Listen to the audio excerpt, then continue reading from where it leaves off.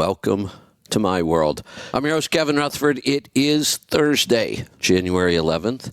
We are here live. It is a free-for-all. We've got an hour today, so jump in quickly. It's going to go fast. The phone number today, it's been the same for 4 days in a row now. That might be a record in 2024. 319-527-6791, or you can press the call now button on your app. That'll get you in. We'll get to those calls here in a little bit, but line them up quick. This hour is going to go fast. After that, Kevin Beckett will be doing rolling toe by himself today, so be thinking of some questions for Kevin. It's much easier if he get calls early, especially when he's by himself. So that's the schedule for today. We're going to get to the calls here in just a little bit, so dial us up, 319-527-6791. I've got a couple things. Tuesday, I was talking about a new company building a towable, a travel trailer is the term. Travel trailer distinguishes it. It's an RV from a fifth wheel. Travel trailer is a bumper pull. That's the low end of the market as far as cost. Travel trailer is the kind of cheapest RV you can buy. The smaller they are, the cheaper they are. This is really a high-end version. The other high-end towable as a travel trailer would be Airstream. Airstream's been around a long time. They've always managed to charge about twice as much for a comparable size to the rest of the RV market. People love them. They last forever. Real high quality. This one comes in at about 4 times the cost. It's all electric. So it's got big batteries for storage, and they used every available space on the top or solar panels. I think it generates 3 kilowatts, if I remember right. Quite a bit of solar and big battery storage, which would be great for when you're doing what they call dry camping. You're not in an RV park. You're not hooked up. You just go park wherever you want. You would have unlimited power for the most part in that. It wasn't that big of a trailer. I forget the exact size, but it wasn't that big. There was a lot of solar and a lot of storage. It's also a big price tag. This one also, they spent a lot of money making this kind of a collapsible. Instead of slides that go out to create more space, the whole top of the RV slides up. The top is almost like the outer shell and slides down when you're towing it. So it's got a really nice low profile for towing, and then it expands up. And when you do that, you lose the ability to have certain kinds of storage up above that, up higher, like cabinets up higher, or that space is compromised. So they made the entire top half when it's up almost all glass. It was a beautiful 360-degree view. So pretty high end. I don't know that they're going to sell a whole lot of those. I don't even know if it's worth that whole collapsible bit.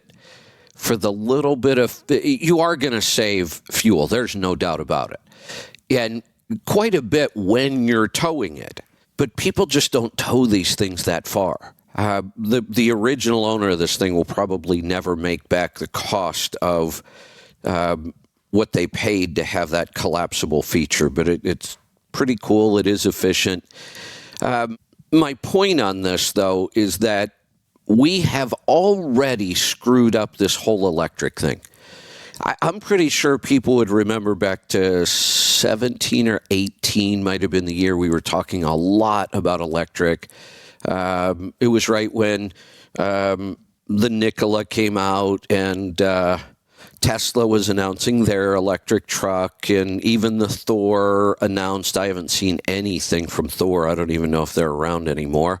The CEO of Nikola is going to jail because he was a crook, and he pulled a scam basically with that whole truck.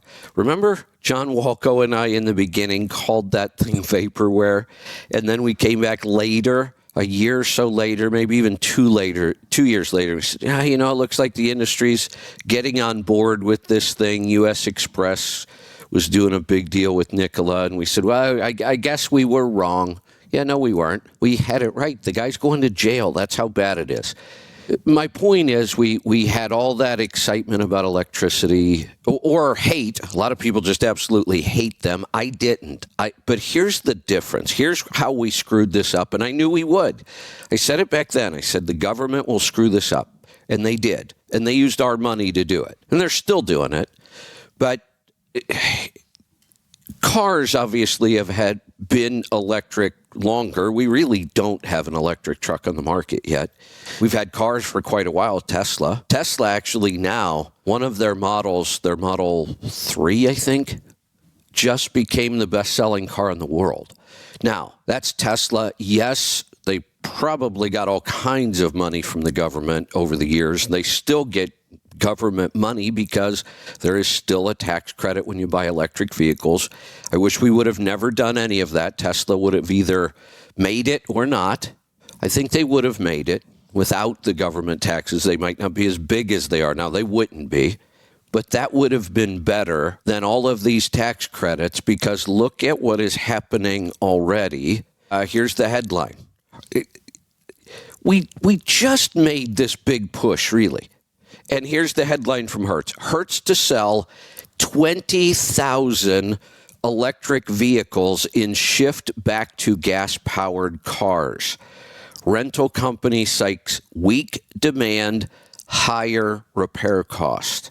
So we're actually talking about cost now, and it turns out it's not lower. Now, I would have predicted, and I would have been wrong. That's why I don't make a lot of predictions. I would have predicted that these cars would have been cheaper to repair right off the bat.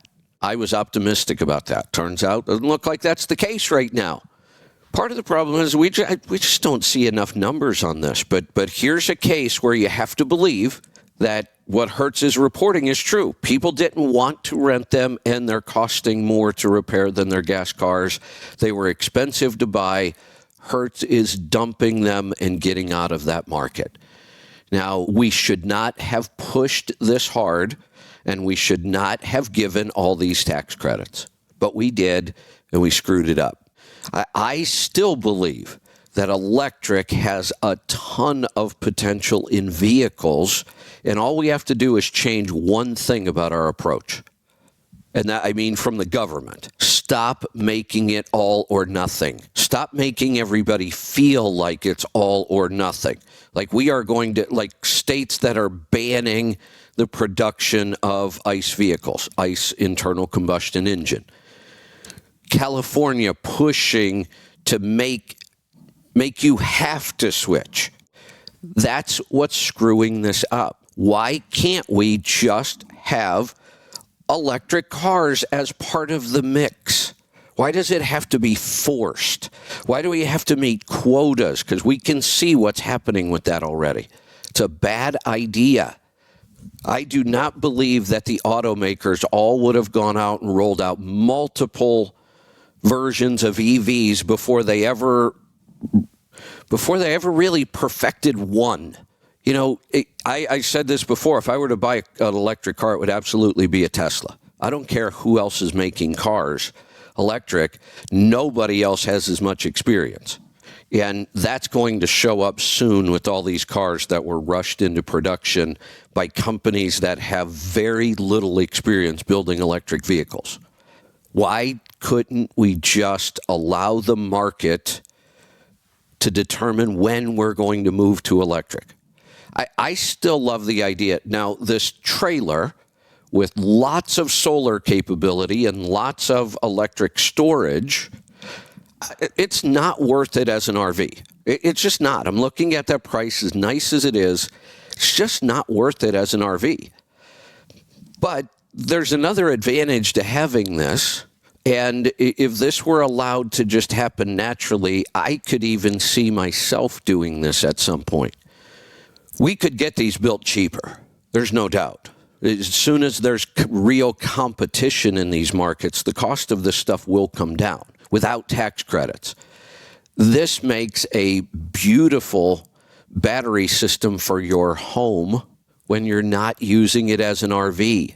You can park it, plug it into the grid, plug it into your home, and it makes great battery backup, or you're getting a really nice amount of solar energy when you have this, which means you're now, I'm going to say, producing free electricity. I get it. Nothing's free. You had to spend $250,000 to buy this trailer. I get that. But that becomes a secondary advantage to these kinds of vehicles. It performs for a reasonable size house.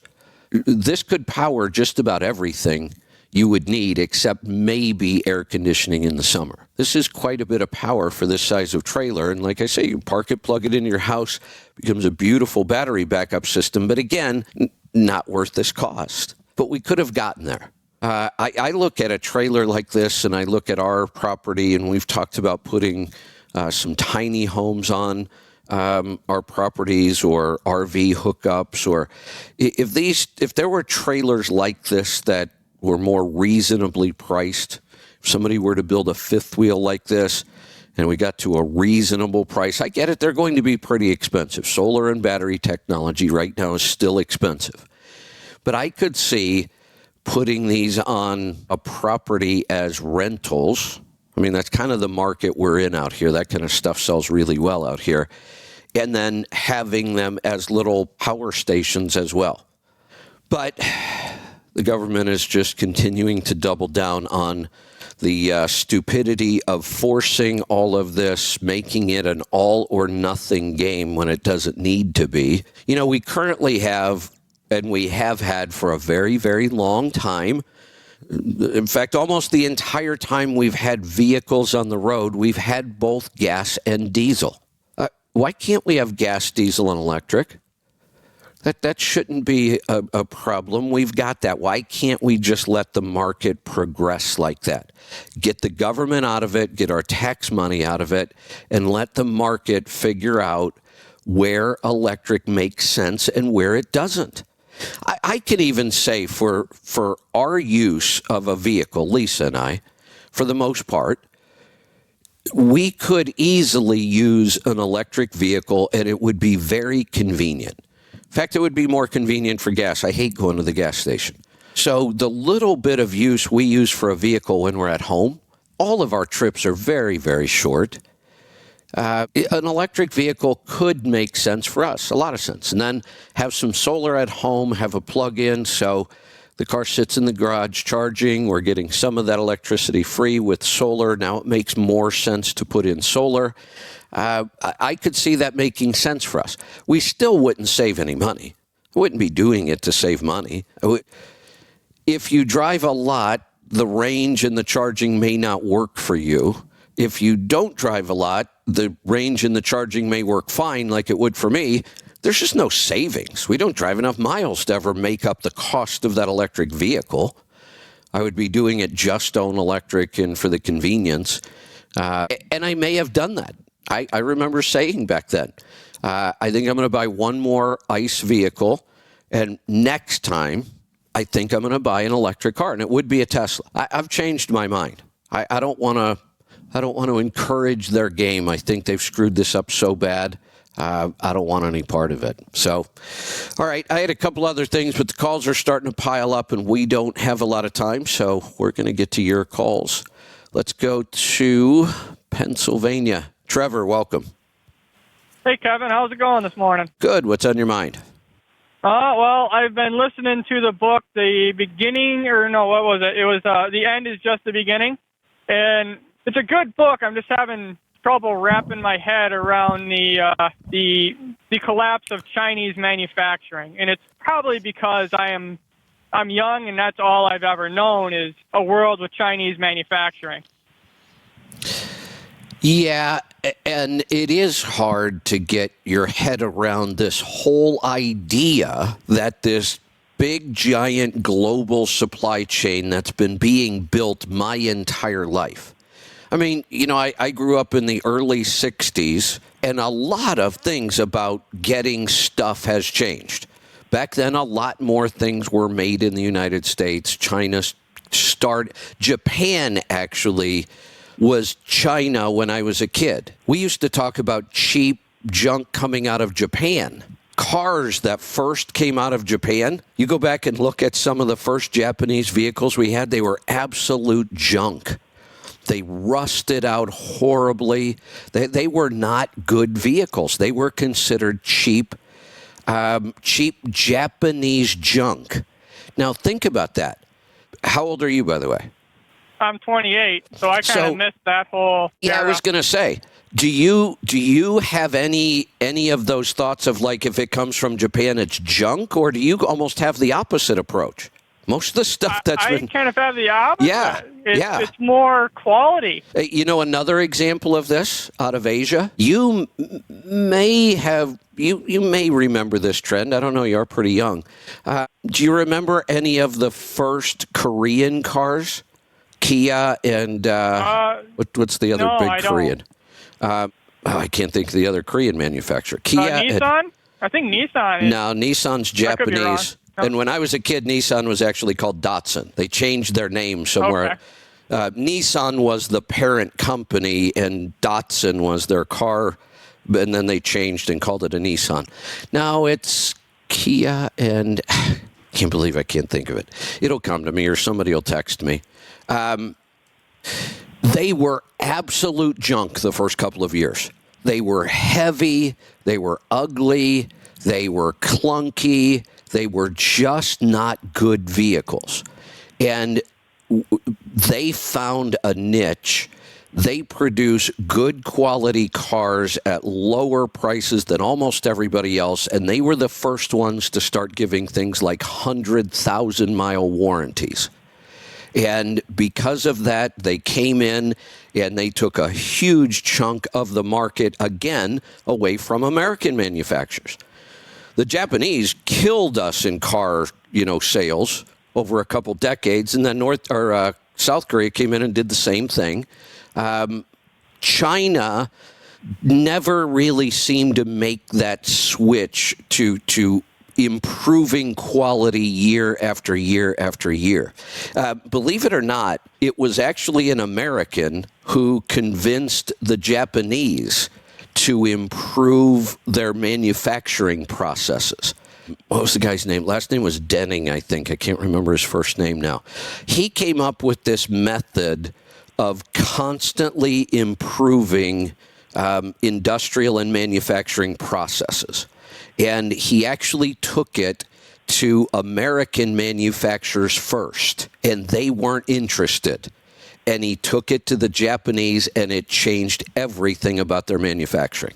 They just had this process where it would be constantly improved over and over and over, and we can see what happens. They now have the reputation of building really good quality stuff, almost to the point of like the Germans. But that took a couple decades. China isn't doing that. But the other thing we know about China, and this happened to Japan too. Japan was a financial powerhouse for a while, and then they went through a long recession. Now, their manufacturing was still good. Quality was there. Their economy was not growing at all. And that is happening to China. We just don't hear a whole lot about it. China has some real struggles right now. Their real estate market is collapsing. If you read this book and you see if he is right about this global supply chain collapsing, China is in real trouble. They import a lot of stuff in order to be able to manufacture all of these things, and then they export a lot of it to other countries to sell it because their population doesn't have enough money to buy half this stuff. That's a problem for them. Their economy could entirely collapse over this, and it would be ugly. Yeah, that's something that I kind of put together myself is once their manufacturing's gone, they're kind of gone. And think about the level of poverty that's going to create for 1 billion people. Oh, yeah. Yeah, it's one of the consequences, and it's kind of scary. The rest of the world's going to be struggling. Now, if you we'll be okay. Yeah, and if you look at, again, his predictions, and he makes a lot of good arguments, if that collapse happens and we go back to a lot of what we're now calling nearshoring or bringing manufacturing back without a lot of shipping. Shipping is what's going to stop this big, complicated supply chain. So countries their whole supply chain would change. We would start doing the majority of all of our trading with Canada and Mexico. We have a ton of natural resources in the United States, probably more than any other country in the world. We just got lucky. What we don't have, Canada and Mexico tend to have. The North American continent, if you listen to him and he makes all the arguments and he shows his data, we would be really, really well off. Our three countries together would be able to provide a really good quality of life and be wealthy. A lot of countries in the world would collapse, and China would just be a disaster, I think. Now, also kind of sounded like there's a downside to that. We could do a little bit of trade with South America, too. Yeah, we could, because, again, if you can get there on a road, not a boat, that changes everything. Right. That's kind of what they're saying. Now, there's a downside to that. China thinks really, really long term. They have been for decades. And they want to be a global leader. And if they saw this coming, and at some point you're going to have to see it coming, it could make them very, very aggressive, which could be ugly too. Now, the problem again, and here's another reason why we're in good shape here. When you look at the countries around the world that have big militaries that could hurt us here in the U.S., the problem is they can't get to us because of these oceans again. It becomes very, very expensive and very difficult logistically to attack another country that's somewhere else in the world. And you've got to get everything over there by ships and planes. That becomes outrageously expensive and difficult. You can do it maybe if you're attacking a small country and you're a big country, but anybody else looking to attack the U.S., the biggest military in the world, has to come a half a world away to do it. Right. So it makes it difficult. Really difficult and expensive. Yeah, and it's not likely to happen. But if this, and here's the crazy thing, it's why we're still talking about this book. I talked about the book when I read it a year ago or whenever I read it, because it was just an interesting concept. And he had so many good arguments. But after I talked about it for a little while, that was interesting. Now the reason we're talking about it is because every day you look at the news and it's happening. Exactly what he said was going to happen is happening. Right. That's why I picked up the book. You were talking about it last Friday, and you just saying what was going on in the world and comparing it to the book. I'm like, I got to read this book or listen to it or something because it's happening. Yeah. Very similarly to what is going on in the book. So it's like I want to kind of be up on a little bit of the cutting edge in a way. Yeah. It's happening right now. Every day, exactly what he said would happen to collapse our supply chain. We're seeing the evidence of it happening right in front of us. The U.S. is no longer protecting every ship on the water all around the world, and in the Red Sea right now, it has absolutely disrupted shipping. Right. And that's just going to cause all kinds of problems. Yeah. But if you look at it, I think if you look at a slightly different way, that could be a lot of opportunities for wealthy individuals to possibly make some extra money if they're willing to invest the capital to protect ships. In a way, if they want to build like a small naval force, a private naval force to go out and protect all those cargo ships, or cargo ships from, let's say, a company like China. They can make a lot of money from China just protecting their ships and that's a possibility. Transporting them. Yeah, that's a possibility too. All kinds of crazy things could happen as this starts to unfold. And I will say one thing. This guy he got a lot of things right in the book. He really did. He makes good arguments. Now, this is not somebody I would almost ever agree with politically. Not at all. But it's hard to argue against the points he makes in that book. Doesn't mean it's going to happen, but he makes a lot of really good arguments that it could. And now we're starting to see that happen. And he talks about this the collapse of the birth rate. That we're not, first world countries are not producing enough babies to keep this complicated supply chain going. And what have I been talking about for a while?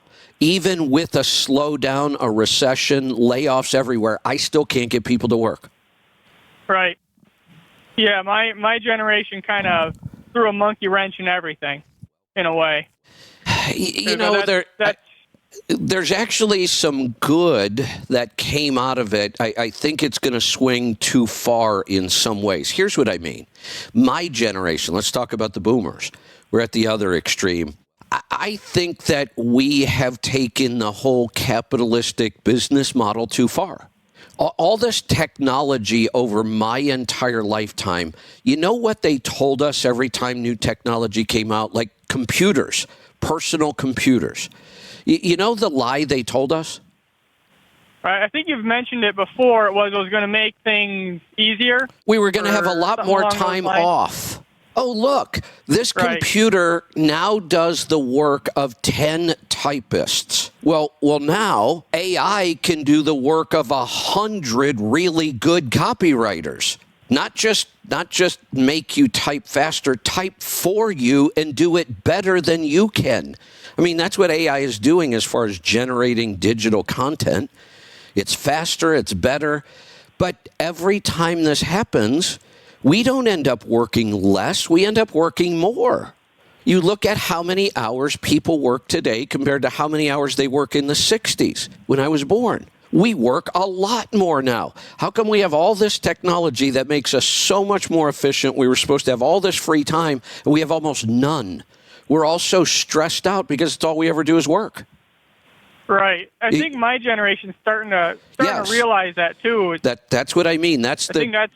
You know, we want to look at these people and say, oh, my God, they're posting videos crying because they had to work 40 hours and they had a tough shift today. And we're making fun of them. And I get it. I do it, too. They're kind of pathetic when it comes to work. But I also understand that I'm in agreement with them that with all this technology and how efficient we are now, why don't we have more time off? Why aren't we taking more time to spend with our kids and our family and doing more recreational things or doing things we enjoy at home? Why are we all working 60, 70, 80 hours a week and entrepreneurs working 90 and 100 hours a week? Yeah, it doesn't really make very much sense when you kind of add it all up, does it? No, and so, I do look at these, the younger generation that does not have a strong work ethic at all, and I can agree with them that I think at this point in civilization and certainly in the U.S., we should be taking more time off. We should be spending more time with our kids and doing more of those things, and we're not. The problem is it's not their thought process I disagree with. It's the entitlement mentality. So here's the problem with them. They're saying, look, we don't think we should have to work that much. I agree with you. You probably shouldn't. But then they say, we shouldn't have to work that much to have a big house and 2 cars and 16 TVs and all of our kids have phones. And we've done that to ourselves. Now, if you decide you don't want to work as much, you can't have all that stuff either. That is correct. We don't want to work, but we want all these consumer items. Right. That doesn't work, but if you have that, I want to work less, a more minimalism kind of mindset, like what I have, will work out better. Exactly. Yeah. Yep.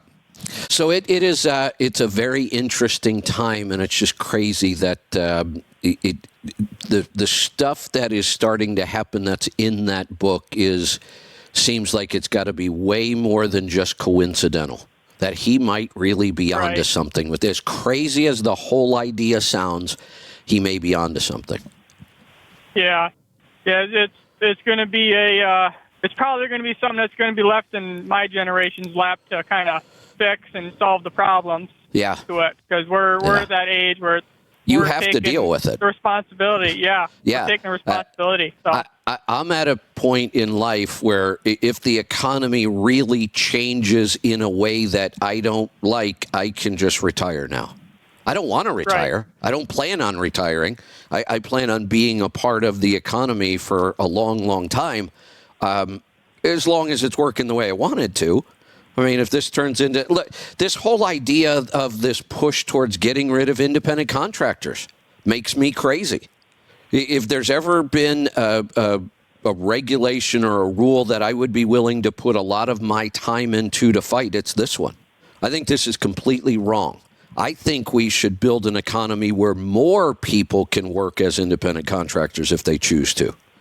Right. I kind of go to that old school philosophy of if people want to start a business, just let them start a business. Yeah. Why do we need all this extra paperwork and bureaucracy to go do it? Yeah. Especially in trucking. I agree with that. There's a lot of bureaucracy that you have to go through to be your own. Yeah. I've talked about the Motor Carrier Act of 1980. We refer to it as deregulation in the trucking industry. Very few people understand what really happened. They have really strong opinions about it, and they don't even understand what really happened. And I'm talking about my generation of truck drivers now, not yours. I wouldn't be shocked by your generation thinking this way, but I'm very shocked by my generation of truck drivers wanting to give the government more control over us. And when you try to explain that to them, they just shout back at you, no, I'm not, no, I'm not, no, yes, you are. You don't understand. They think the Motor Carrier Act of 1980 was a really bad thing, and they actually want it overturned. Well, forget all the little stuff. The big thing is, prior to that, the government controlled rates in trucking. I can't believe anybody would want that back. No, because they can set whatever price they want. Well, here's the thing. Price they set for anyone. The way I say it is correct, but it can lead to some confusion. So I just refer to it because it's simple. The government controlled the rates in trucking. Technically, that's not true. The government never set a rate. What they did, which also proves to this same group that rates are set by supply and demand. They don't believe that. They believe that somehow there's collusion going on. The big carriers, the brokers control rates, and they do it to try to drive small carriers out. Totally ignorant thought process. Has no truth to it whatsoever, but they believe that. Here's what happened. The government controlled the rates by controlling the supply. They didn't set the rate. What they did was say, we will not issue any new authority to any trucking companies. We think we have enough trucks in the country right now. We're not going to issue any new authority, and they wouldn't. If you wanted to start a trucking company during that time, you might have to go spend a couple $1 million to buy somebody else's authority because you couldn't get it. And that's how the government controlled the rate. They didn't set the rate. They just determined how much supply there was of trucks. And that's exactly how you control a rate, which also proves that supply and demand is really what determines rates. Right. And from what I noticed, is supply and demand, for a lot of people, they find it confusing. Even when they teach it. I was taught supply and demand in high school. The teacher even said that most people won't understand this. And to me, it's a pretty simple concept. It is a pretty simple concept. But I guess for most people, it goes right over their head. They don't understand it. Now, let's think about that. In my opinion, those kinds of people really don't need to be in business because if they can't understand, bingo, probably the most simple thing about business. Bingo, that's right. Now, you shouldn't be in business. Now, I don't want to stop them from going into business. Let them give it a shot. Right. With that mindset, Right. you are correct. They're probably going to fail, or at the very least, they're going to really struggle, which is what we see a lot happen. Now, think about this. We have somebody trying to teach supply and demand to just the general population about business in general. It's a pretty simple concept. Most people, he says, they just don't get it. I have said this. Supply and demand becomes significantly more complicated in trucking than almost any other industry. And here's why. Our supply is constantly moving. That's not the case in most other businesses. You know exactly what the supply is and where it is. If you need more carpet cleaners in Portland, Oregon, then more carpet cleaners will go into business because there's work available. But it doesn't change much. Trucking changes every minute of every day because the supply is constantly on the move. That's what complicates it in trucking. I get why people struggle understanding it, but you still have to understand it if you're going to be successful. Right. Yeah, because one state could just one day come up with a law that changes everything. If you're used to running in and out of that state, wait a minute, that could change that would rates even and everything. Yeah, but that would even be a slow, permanent change. I'm not even talking about that. Right. I'm talking about the fact that seasonally, Southern California needs a whole lot more trucks during some parts of the year than other parts. And that has a huge impact.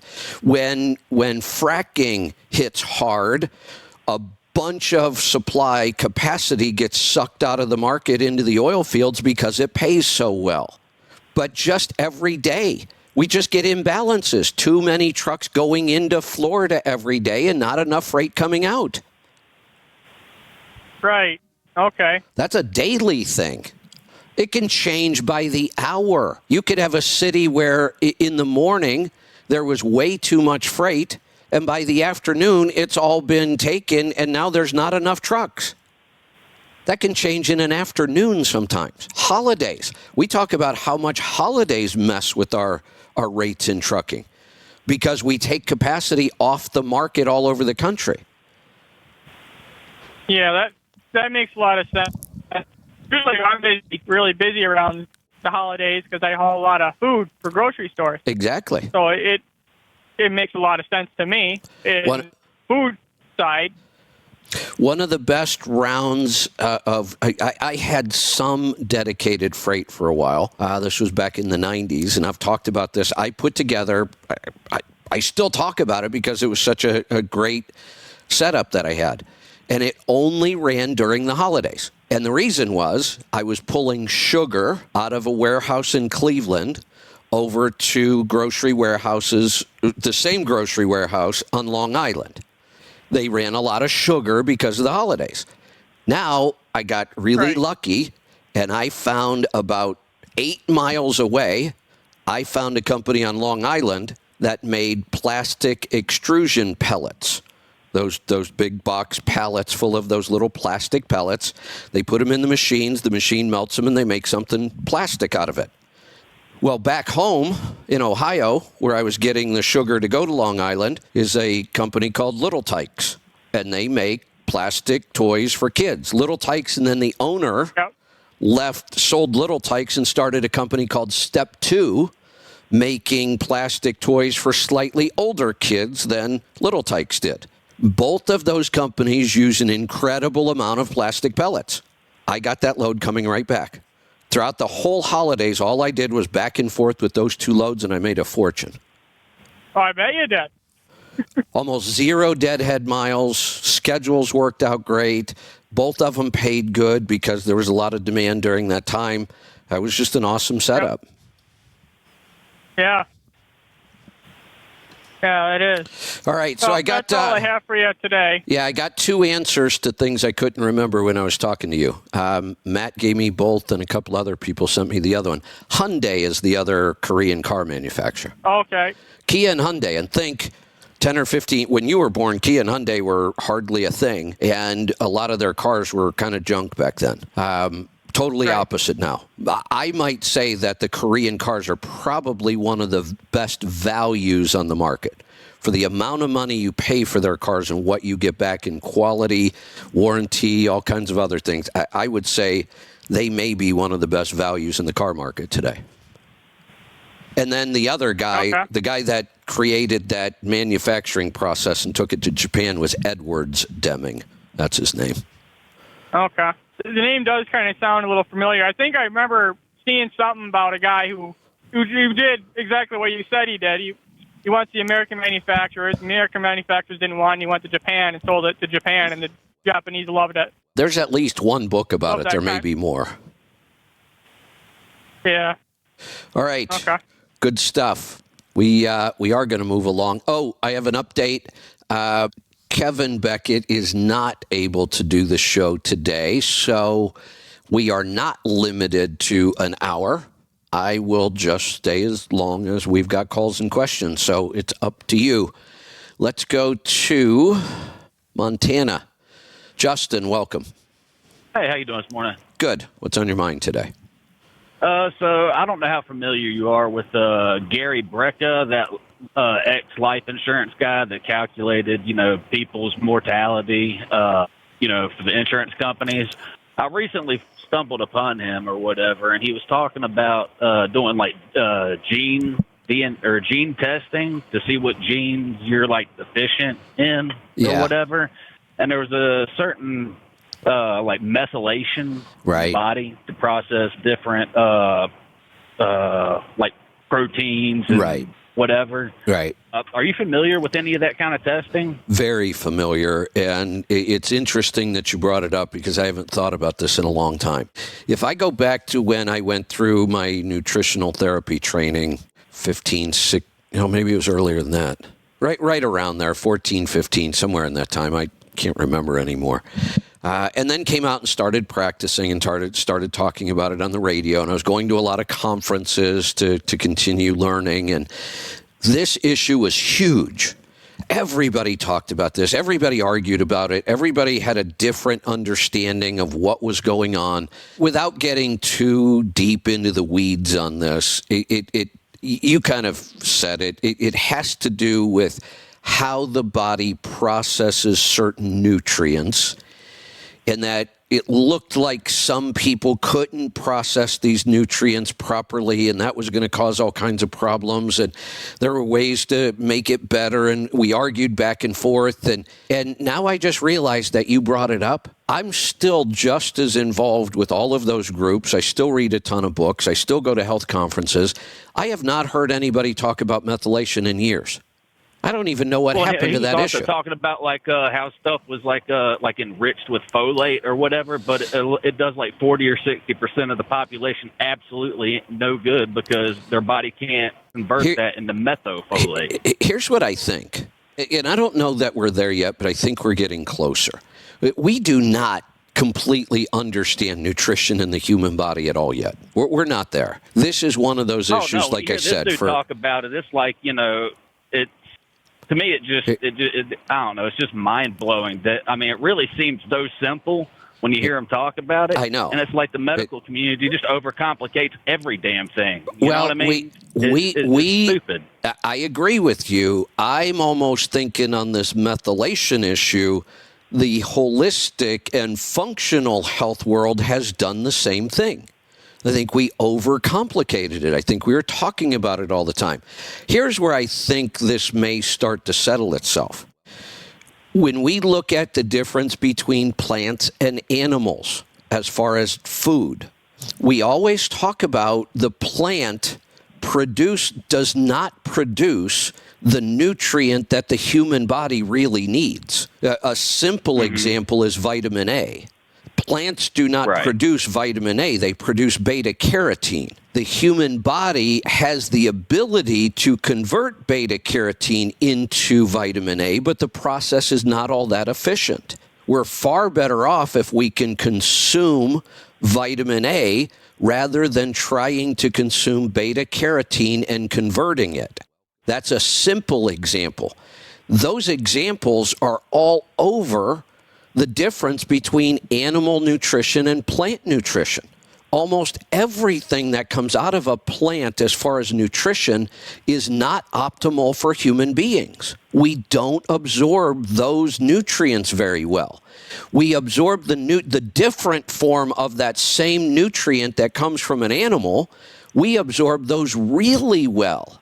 Well, we keep focusing on how important fruits and vegetables are to our diet, don't we? Hasn't that always been a big push?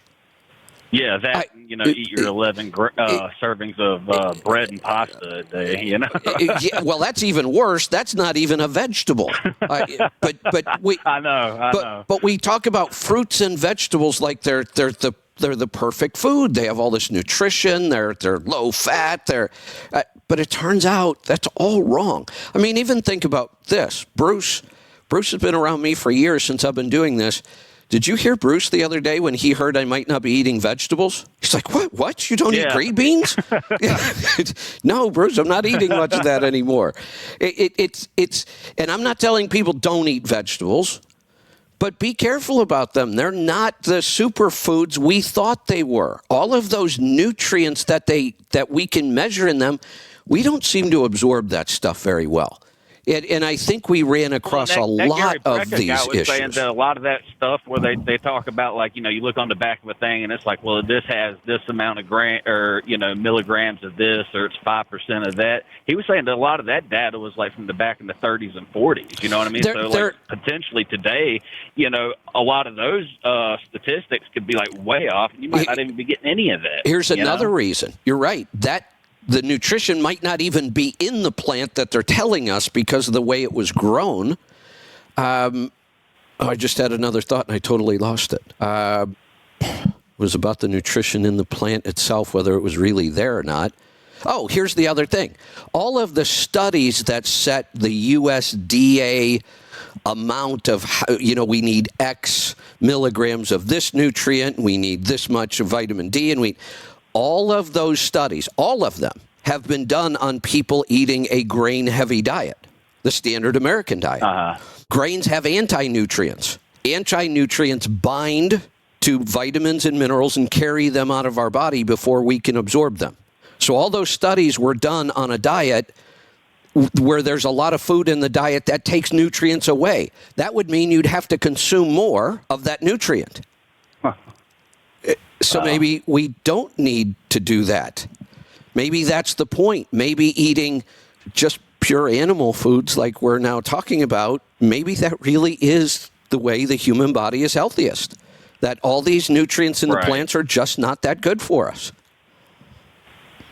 Yeah. And then maybe that's why we created... Would you recommend doing one of those gene tests?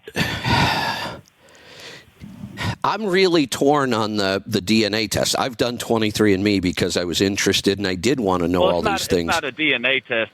Well, is a gene test and a DNA test the same thing? Yes. Okay. Yes, that's how we determine that, I know that we have to do a full DNA profile to find out which genes you have that might be an issue. But here's what we're finding. How do they measure any of that? Yeah, here's what we're finding. Many of those genes or markers they're really not telling us anything all that important. And some of them we've interpreted incorrectly, and some of them aren't as accurate as we thought they were. I have a couple in mind that are absolutely wrong.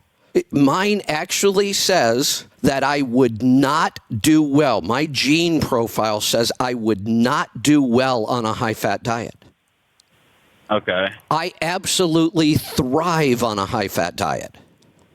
I have all the proof. I've been doing it for a decade.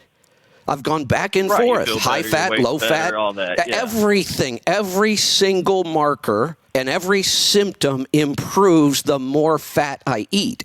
Yet their gene knowledge says, no, based on your genes, you would not do well on a high-fat diet. Well, they have it completely wrong. And are we shocked at how many things they've gotten wrong? Why would we think they're going to get any better at this? No, I just assume they're wrong. Yeah, exactly. Yeah, so it's interesting. Would you just incorporate some kind of methylated multivitamin and stuff like that? No, Or, try would eating would you just pure discount, like, all of it. try eating pure carnivore and see what happens. Well, first off, if you're concerned about this, do you have some sort of symptom that would indicate that this is a problem for you?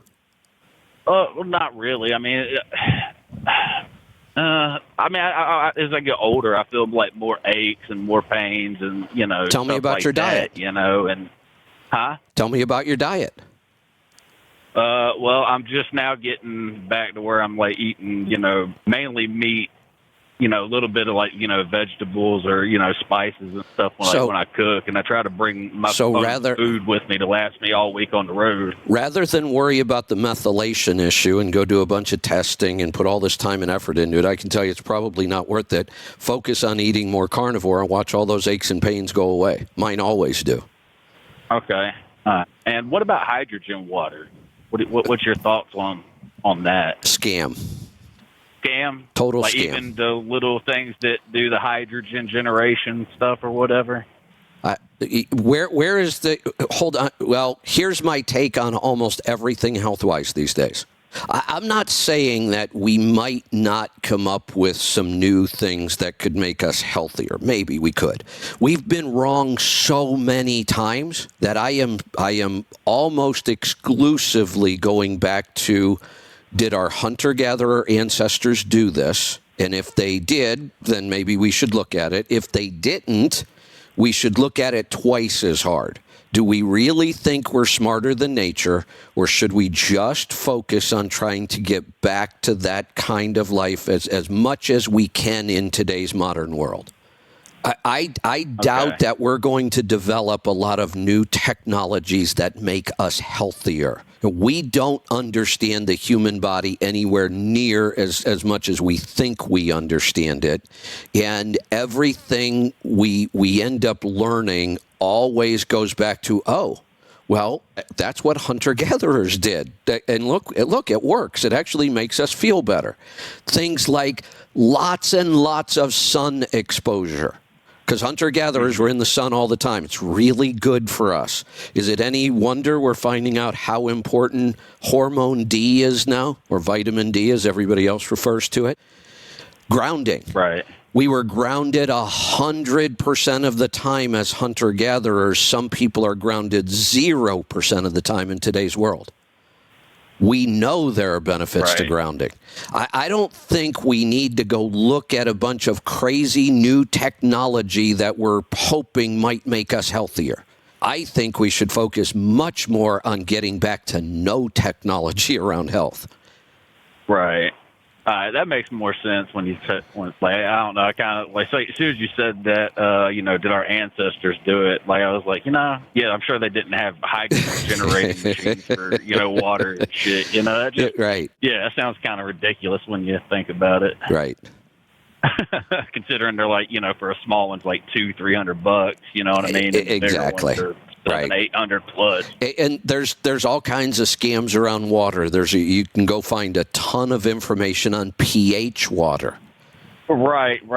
Same thing. Was saying 7 was like the magic deal, and alkaline water and all this. 7 is neutral. Anything above 7 is more alkaline. And there's evidence that says when your body is less acidic and more alkaline, you're healthier. That's true. There's truth to that. The scam is that drinking alkaline water does not make your body more alkaline. It just doesn't. We've tested it over and over. In fact, it's kind of opposite when you eat really acidic foods like lemons and apple cider vinegar. For some reason, your body becomes more alkaline then. Huh. But the idea of trying to manage the pH in your body is just a scam overall anyway. And we'll go back to hunter-gatherers. They weren't doing anything to manage the pH in their body.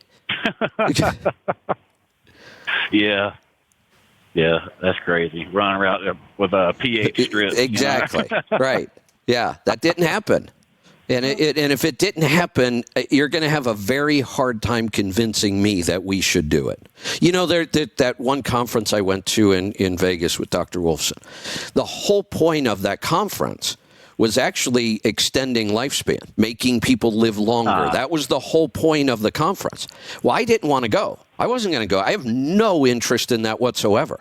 I think that entire concept is a scam.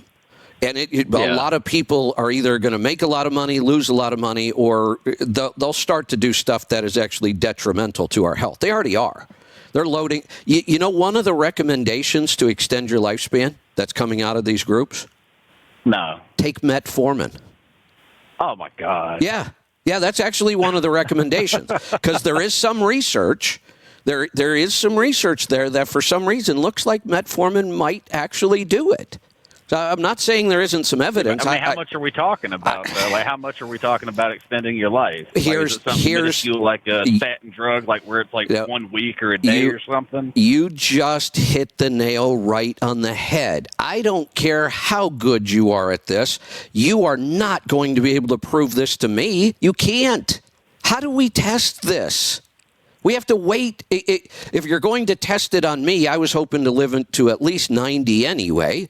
You're going to have to wait 30 years. And then, so maybe I make it to 92. How do you know the metformin had anything to do with that at all? You don't. You can't. Right. That's why I think this whole area of study, and there's a billionaire out there that's pushing this. Peter Diamandis, something like that. I follow him, and I met him at that conference, actually. He's got boatloads of money, and his whole goal now is to extend human life. With metformin. Or whatever. I mean, that was one of the things that came out of all this research that caught my attention, because they're actually recommending toxic pharmaceutical drugs. Now I'm totally out of this. There's just no way I'm going down that road. But I don't even like the whole idea.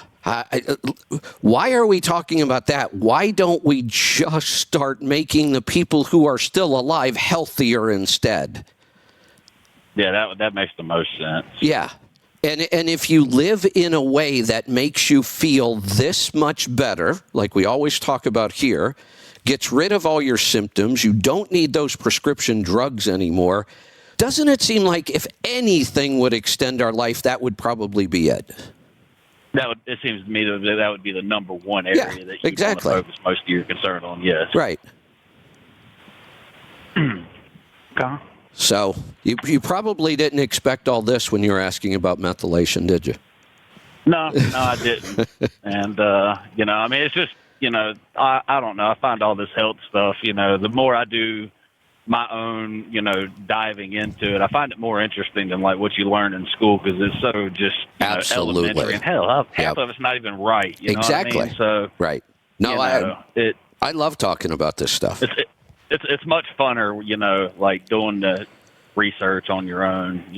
I think. Well, here, I'll tell you why we like this, or I'll tell you why I like it, and I think it's probably why everybody likes it.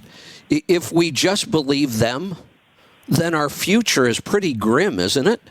I mean, if we believe the medical community, and you're a 20-year-old right now, and they're already putting you on high blood pressure medication, and you might already be diabetic in your 20s. How you might be diabetic when you're 7 or 8 in our country now?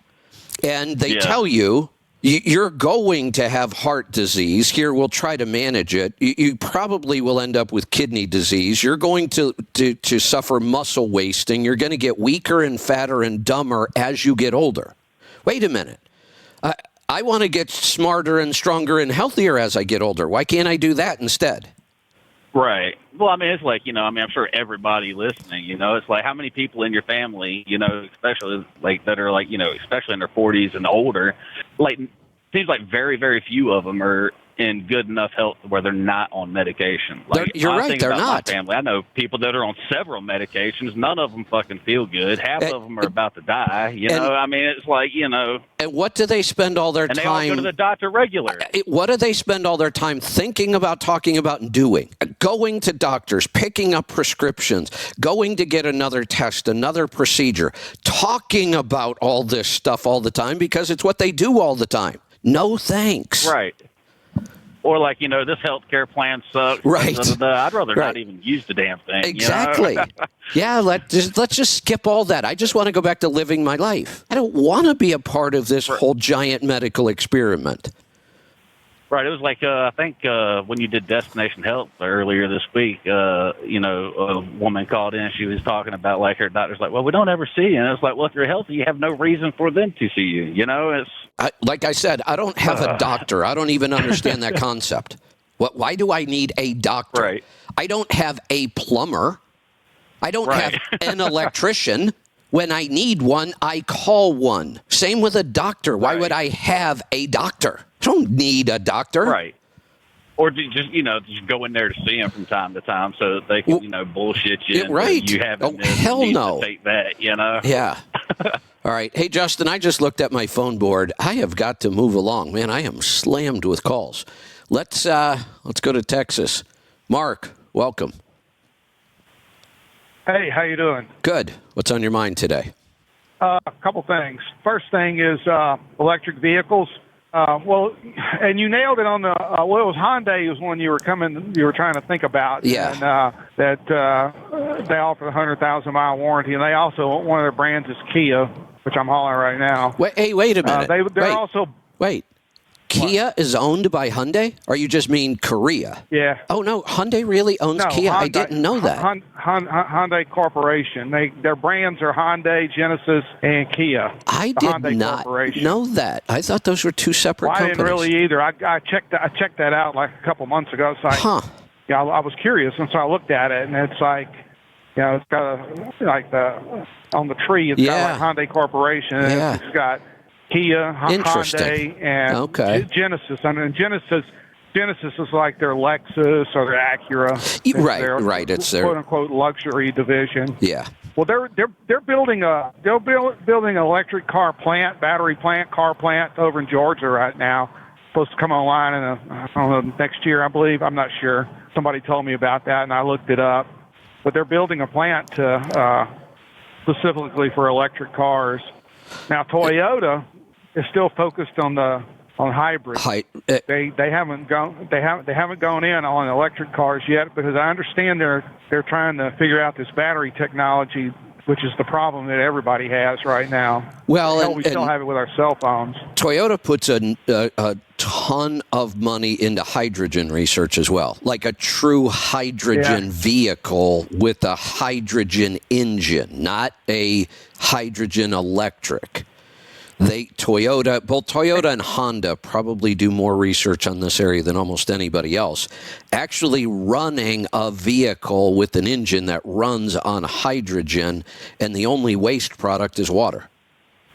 Yeah, well, you were like, I was like trying to tell you this, what you were talking about. It was like Demings, he's the one that created the quality process that nobody over here, we don't need that. We don't need the quality process. Meanwhile, the American manufacturers are making all this crap, so he goes over there and he teaches them the quality process.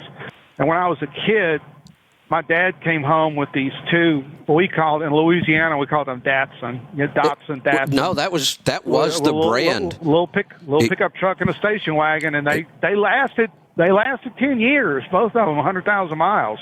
Then they fell apart. But the original Japanese cars, the Hondas when they came over, the Toyotas, the Datsun, which was really Nissan. Nothing changed. They just changed their name.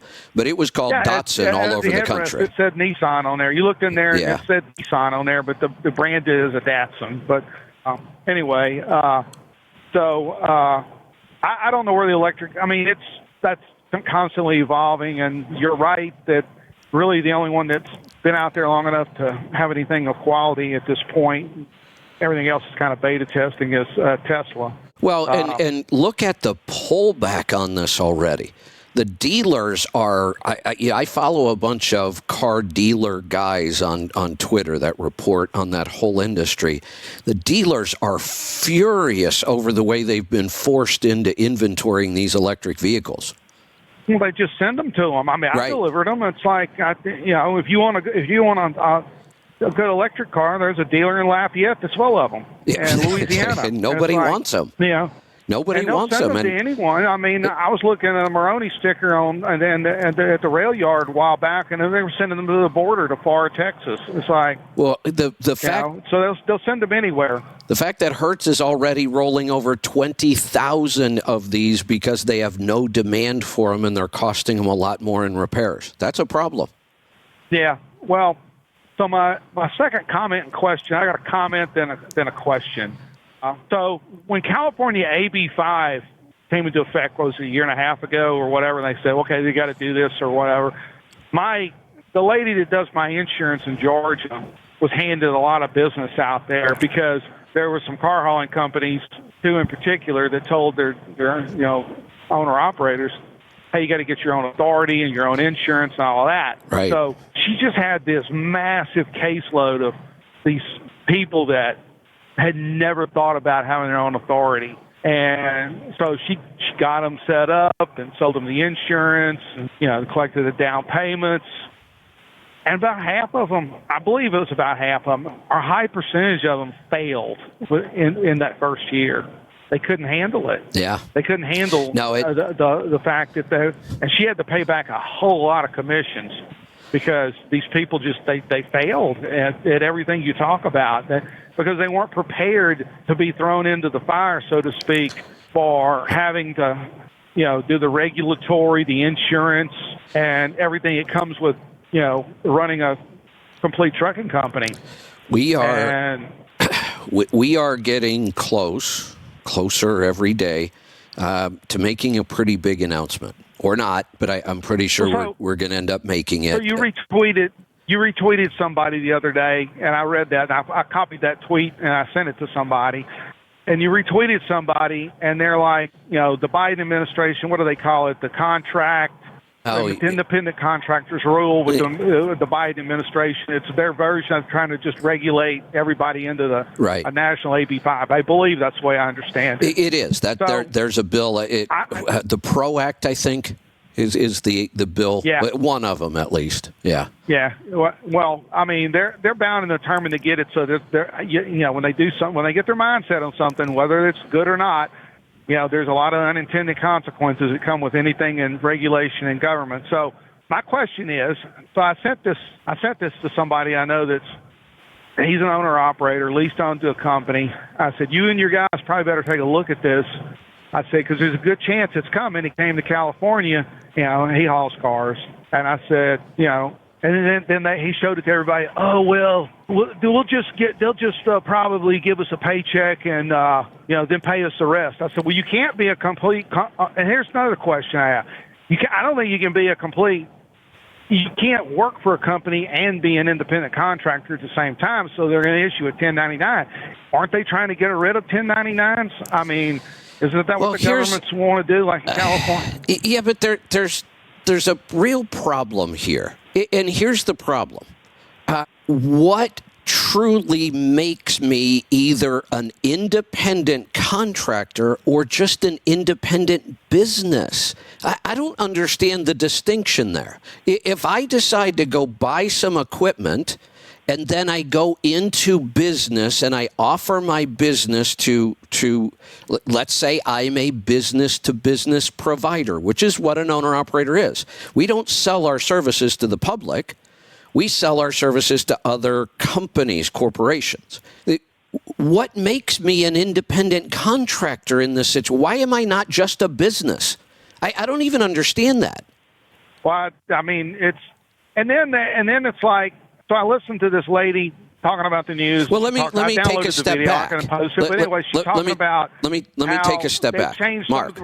Go ahead. Okay. Yeah, take a break. All right, go ahead. When we say, and it looks like it's going to work, when we say, well, this industry has an easy out. If you eliminate independent contractors, we'll just go get our own authority. Well, what changed? Just that one thing now makes us a business? I was a business before. This is what I don't understand. Why? Just Correct. Because I went and... Same as Uber drivers. Right. The minute I say I don't want to be employed by somebody, I'm going to offer my services as a business to other people or other companies. The minute I say that, why am I not just a business? Where does this whole independent contractor thing even come from? Lawyers. Yeah, and regulations. Let's just get rid of them. Yeah. If I'm a business, and I'm taking a risk. I'm not getting hired by somebody and knowing I'm getting a check every week. I'm saying I want to go offer my services as a business. Why am I not allowed to just choose that? So let me ask you a complicated question, and I'm going to try to wrap it all into one question. So say that hypothetically, say this, they get what they want. So if a company goes in and says, okay, we're going to pay you $1,000 a week, but then we'll give you that because we'll technically make you an employee. Doesn't that company come get on the hook then for having to provide benefits because they said if you become an employee now you're liable to have to do? Oh, no. I understood it. You absolutely do. To supply benefits to these people.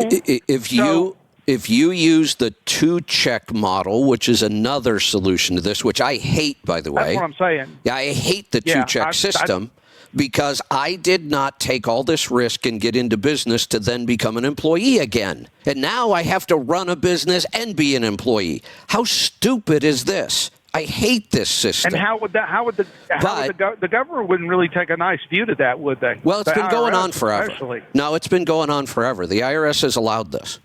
And based on today's rules, they have to. There's nothing illegal about this. I just don't like it. I think it's complicated. I don't want to be somebody's employee. But you are correct.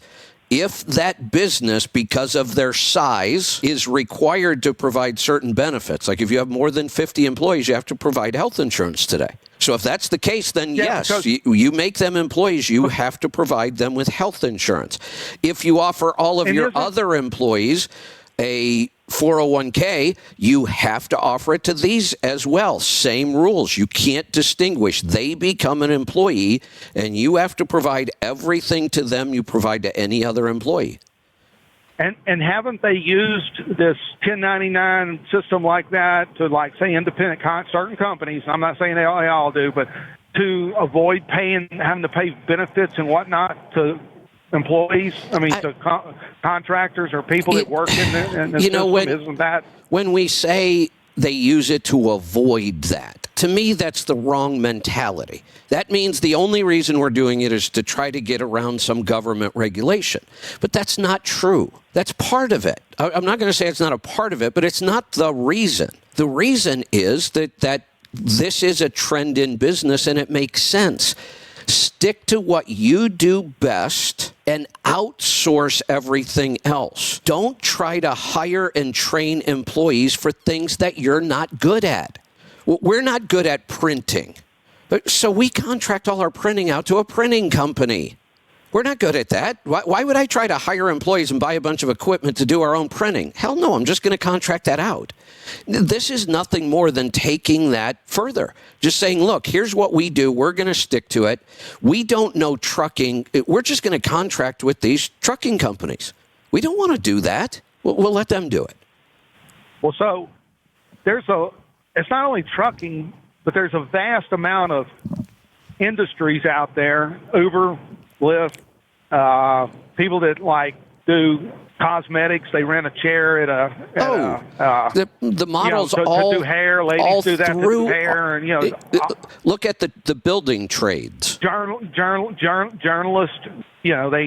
freelance journalists and whatnot. The building trades. A grab to like get more tax money and just. I don't know. I mean, well, yes, it is a grab to get more tax money easier because like the restaurant association because the tips that never get reported. All of they that. give a handful of cash in the pocket. Here's the crux of it. When we make somebody an employee, the government has more control over them and their taxes. That's the whole point. So those are my questions because I think that a lot of people. I think it's a real serious issue across the economy. It's a huge issue. And with the ability to work for yourself. And I don't think some of the people in our industry are taking it as serious as they should. Not only that, I don't think they really understand it. Wait, Mark. We have groups, NOAA, NOOA, whatever the hell they are, a couple others. Not only Are they approaching it the way you're saying? They're not paying enough attention to it. Oh, no, they're paying attention to it.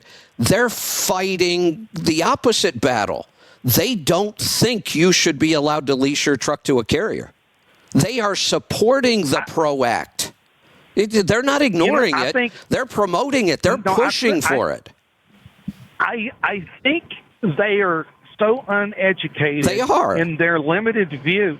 And here's what I'm saying is I think they're so uneducated that they are perceiving that this is an easier route to not have to do hard work and develop your own customers and clientele and be able to, go out and start your business and take care of your customers.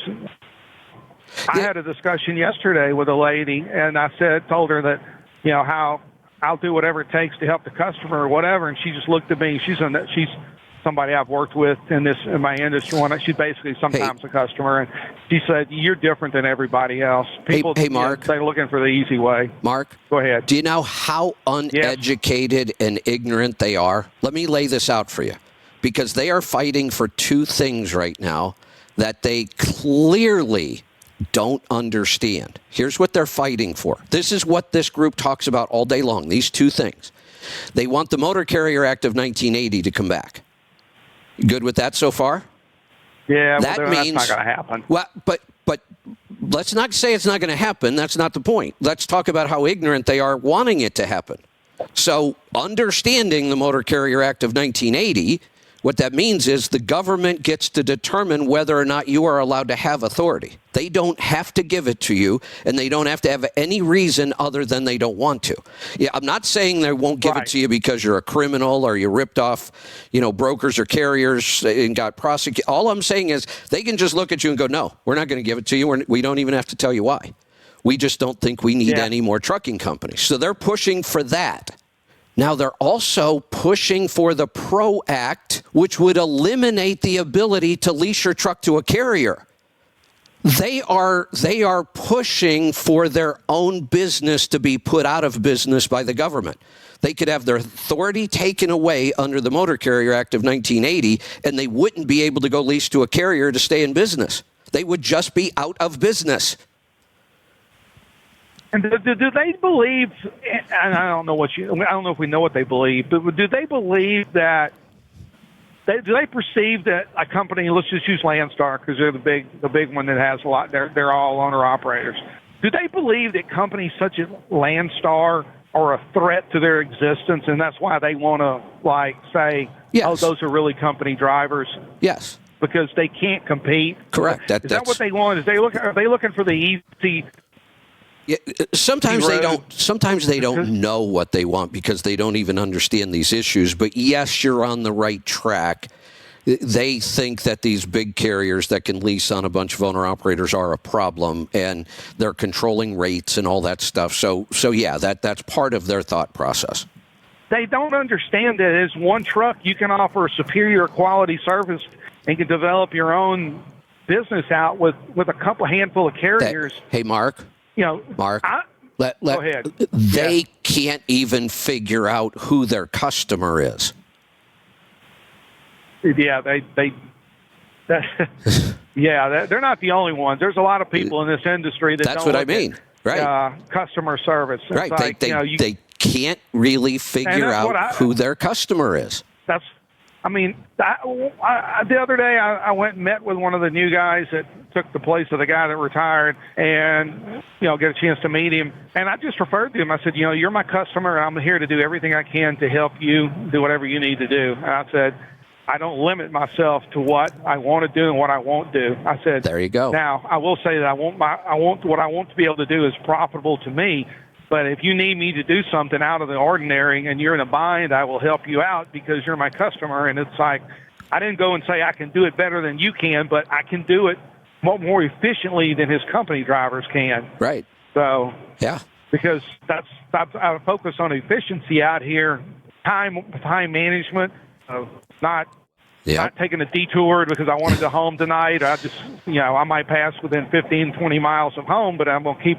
Yeah. I mean, right now I'm passing through Houston, going to New Braunfels. I turned a load that was 4 drops into 5 drops with 10 cars because there's a shortage of vehicles now, And it's like, I talked to them, and they said, well, we got this. They let me pick. And I said, I'll take 2 to Rosenberg because I have to go back there anyway. There you go. So I'm ended up making more money right now than my original load because one had damage on it out there. But yeah. I don't ever say no. Well, years ago, I worked with Penske, and they had a system in place that when you worked at Penske in the rental department, it was like you could never say no to a customer, because if you said no to a customer and they found out you said no and refused some, they would fire you. That was it, automatic termination. No. So I've learned the process that never say no. Always try to do whatever your customer. And once you say no to a customer, a lot of times they will think, well, he said no, so they might just discount the fact that he said no, and it's like, so I never say no. Yep. All right. Hey, Mark, got to cut you loose. The calls just keep piling up on me, so we're going to move along. We're going to go to Texas to talk to our other resident car hauler, Paul. Good morning. Howdy. What's on your mind today? Well, cars mostly, but if they merged with OIDA, the new title would probably be No Idea or something, maybe. Yeah, there you go. Yeah. So, and by the way, I am a OIDA member, so I can say what I damn well please. I don't care if they're offended. I haven't been an OIDA member for 30 years. I was for 1 year, and I still think I can say whatever the hell I want about them, and I offend them all the time. So. Yeah. They put themselves out there. They painted the target on themselves. But, that's right. Yeah. So the car thing, the electric car. Yeah. Well, the 30 vehicles I've loaded this year, 0 electric, but 19 hybrid out of 30. Really? I'm only doing, Dodge, they came out with this little Dodge Hornet, and it's the little hotcake at the moment. Are most of these what they call the plug-in hybrids? Yeah. You always check in the back, make sure it's got the extension cord of the big plug in there. So yeah, they got a gas flap on one side and an electric outlet on the other side. So there you go. Sometimes they are a little problem child. So it took me 55 minutes the other day to get one of them started and get it on my truck. So. Well, $100 for that. There are a lot of people who think hybrid is the transition and the way to go, and I'm not sure if I agree with it or not. I don't know if I see enough advantage to the hybrid. Is there any real cost savings to owning one of those things, or do I just now have a much more complicated vehicle? Yes, I think so. Yeah. I'm the last. Yeah. But to me, all the vehicles I haul, it's just another vehicle, and I don't really look at the spec. It's not something I'm interested in buying, because nearly 2 years ago I went out and bought a used Kia, and 20 years ago a Kia and a Hyundai and a Daewoo, they were a piece of crap, and it's like, buy that cheap car, and when it craps out, just take it to the scrap metal place and go buy another one, because that's where you're at. Right. Yeah. A lot of people, they say, I'm going to buy a GM, a Buick, or a little Chevy or whatever. It's like, it might have been built in Mexico or China or Korea. There's so many vehicles. Look here, just because it's an American name brand, it can be parts all over the world. I've taken a lot of heat on this topic over the years, even prior to being on the radio, just friends and family. And my approach to foreign vehicles, when I started buying foreign vehicles, I was buying mostly German, older, used. They were great values. The first BMW I ever bought, I only paid $10,000 for it. It was a little 3 Series. Pretty practical car. One of the best vehicles I had ever owned for $10,000. And, I'm a pretty patriotic guy. I served my time. I'm all about making America great again. But my approach for this forever has been, if you want me to buy an American car, they need to start building a better car. That's it. I am not rewarding them for putting out garbage. I don't care how American you are. And that was when we might have even been able to say most of the car was made here in America. That has totally changed. There's plenty of foreign badges that are built in this country by Exactly. Americans. Right. All the parts come from all over the world. So, From what I understand, I think if we look at trucks, a Volvo truck is more American than sometimes a Packard, based on where all the components are built and all that other.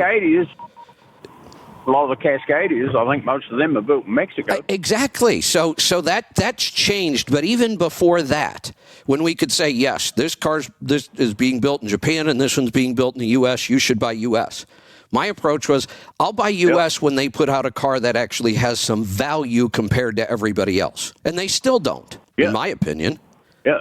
Well, on my little Kia, if I want to be in economy mode when my wife's in the passenger seat, I'll put it in eco or comfort. And if I want to have some fun, if someone in a little hot rod, little racer thing comes up beside me, I'll automatically click it round into sport mode just in case he wants to have a race. So. Yeah. And it's a totally different car at the click of a switch. It's like, oop, we're awake now. Yeah. It's like giving it a Pittsburgh power tune on the spot. Click, click. We go. Yeah, late 80s, early 90s, when I started to, discover the German cars and some of the other European cars, I just found far more value in them. Japanese cars had more value. The Korean cars, when they came out within a couple of years, had more value than anybody. I mean, that's why I still say today, if you're a value buyer and you need to get the most value out of your car dollar, I would say buy Korean. Yeah, they're like kissing cousins, Kia and Hyundai. Yeah, they're all related. So, yeah. But I can tell you a model of Mercedes that's built in Mexico. Bet you didn't know that one. Probably not. Which one? A GLB Mercedes. Really? GLB 250. That's built their in Mexico. That kind of makes sense. That's their cheap car.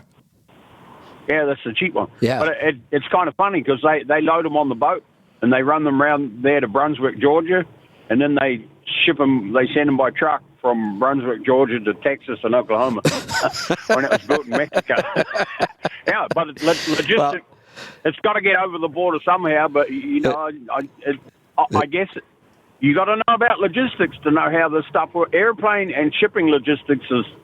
Well, something that's slightly different than trucking. That's how we started our show today. That seems to me like that's part of that crazy, complicated global supply chain.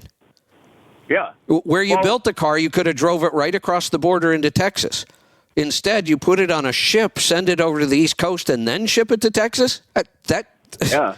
I'm sure they have some reason why they do it, but that's kind of what this whole concept is. You might have a reason, but it's not going to keep working to do that kind of stuff anymore. Yeah. And then, so the last boatload of cars that was meant to come in down there in Freeport, Texas, that we have the contract on, it was meant to have 652 vehicles on it for us. And end of the year tax reasons and all sorts of hoo-ha. They got to get them on the ground to meet their numbers and a whole lot of shit that I don't understand. So they decided, well, they're still going to Texas and Oklahoma and Arkansas, but we're going to unload them in Jacksonville, Florida, because it gets them on the ground. There's obviously a reason. Yeah. So, but they didn't unload them all. They left 36 on the boat and they sent them around to Texas, but they bring other stuff as well. But I said to the dispatch, I said, so are we gonna still be hauling that to the destinations? And he says, I don't know, but they said that we could put a bid on it. And I said, well, don't give them a cheap bid. I said, keep the number up there, because he said, well, I don't know exactly the destinations. He said 600 odd vehicles. He said they might be going to 300 dealers. And he said, if that's the case, he said they can keep it. They can give it to someone else. But when I delivered down there at South Texas the other day, the guy said, are you coming back? He said, because I got a bunch of cars up there. And I said, well, they might not be up there. They might be in Florida. Well, why would they be in Florida? And I told him, and he's like, what? And he said, so are you going to be bringing them? I said, I don't know. I said, it could be any Joe Bloggs carrier that you don't know. And he said, and I've been going to this guy for a couple of years now and not damaging stuff. And he said, I hope you guys get it. He said, because you're really easy to deal with and you don't damage anything. So yeah. Yeah, hey, you create your own reputation. So, because when I deliver there, and since the week before Christmas, I've taken 10, 19, 32 vehicles to him since the week before Christmas. Wow. And he said, you're real easy to deal with, and because they have the Alfa Romeo Yeah. as well. So a lot of those have been the Hornet, the Alfa Romeo version of the Hornet, with the Okay. same vehicle. But Right. it's a hybrid. So, yeah. So Hey, we've that's all I talked. got today. Yeah. Well, we've talked a lot about rates today, and we were talking about these groups that want the government to, fix everything. And I talked about how supply and demand in business is a fairly simple concept, but a lot of people don't understand it or don't believe in it. And in trucking, it is more complicated. I get that. That's why I talk about it a lot and try to help people understand it. There is a tweet right now, such a great example of this. The guy who put the original post up is actually one of the financial analysts at DAT. I follow him and interact with him on Twitter. He does this for DAT. So here's what he put up. He says, I'd submit this little anecdote to anyone who believes that head haul and back haul are a myth. This idea in the industry that there's no such thing as a back haul, and their justification is that their cost is the same no matter what direction they're going in. Well, they're correct. But you can't change reality. Supply and demand is a real thing, so you're not going to get the same rate. It's going to be a different rate. It may be higher, though, depending on how you're looking at this. But he gives us a great example of what's going on right now. This is over the last 7 days. Dry van spot rate, all-in rate per mile, means we're not separating out a fuel surcharge. This is the last 7 days, all in on this rate. Los Angeles to Denver, the inbound, no, hold on a second. Denver, Colorado, inbound imbalanced by 28%. What that means, actually by negative 28%. What that means is there's a lot more freight going into Denver, Colorado than there is coming out. We got that so far? Yep. And that's almost always that way in Denver. We've known that forever. Now, Los Angeles, outbound imbalanced by 28%. The opposite is happening. There's a ton of freight trying to get out of Los Angeles, not enough coming in. And what that does is it creates an imbalance of trucks. There's a lot of freight there, but we're not getting any trucks in because there's not enough freight coming in. Denver and LA are the opposite. So now here's what that does. If you want to go from Denver to Los Angeles, you're going to get between 99 cents a mile to $1.37 a mile. That's the rate, the real rate in that lane over the last 7 days. That's the range. Now, on the other hand, if you want to go from Los Angeles to Denver, you're going to get between $2.79 and $3.20 a mile. And if you don't understand this concept, you are going to struggle. If you understand this concept, you can thrive. Yeah. Yeah, well... Wait. Listen to the response, the first response to this, the reply to this post from one of the officers of NOOA. He's the first one to reply to this guy. Oh, and by the way, this guy from DAT is now being sued, and his job has been threatened by James Lamb and SBTC. Because this guy keeps posting stuff that James Lamb doesn't agree with, so he's suing him and trying to get him fired from DAT. That's the drama going on with these idiots. So listen to the officer of NOA responding. So are the people living and working out of Colorado, to who it's a head haul out, getting a proper rate, a sustainable rate? Oh, but that isn't how it works, right? Right, you're right. It is not how it works. You do not get a sustainable rate just because you're in business.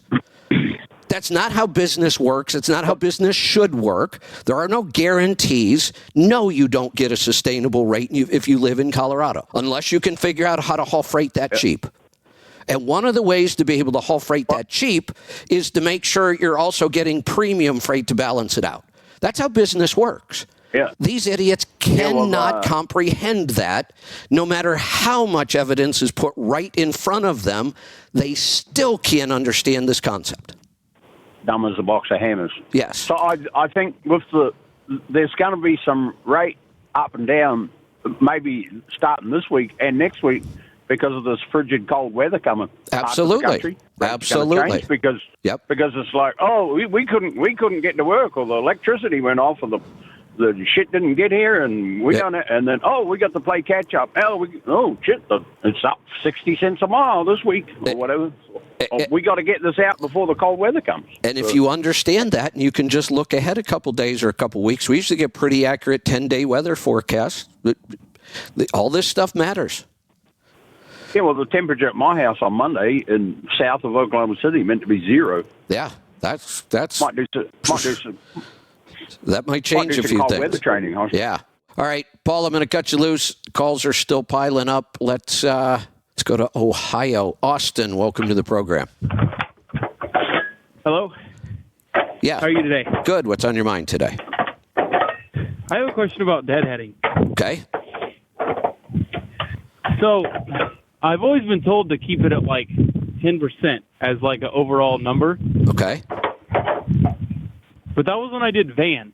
And when I did my operation with van, I had a guy help me, and he did van for I think about 10 years. And he did a lot of drop and hook. Now in flatbedding, there's no such thing as drop and hook. And what I found is I do a lot of deadheading to get my load. And I don't really know how, or if it's just that's how flatbedding is. It's just more deadheading involved. Yes. It is. In general, we're always making generalized statements, like your generalized statement, there's no drop and hook in flatbed. I'm sure there is somewhere. You're right. It's not common. Doesn't happen very often at all, but it probably happens somewhere.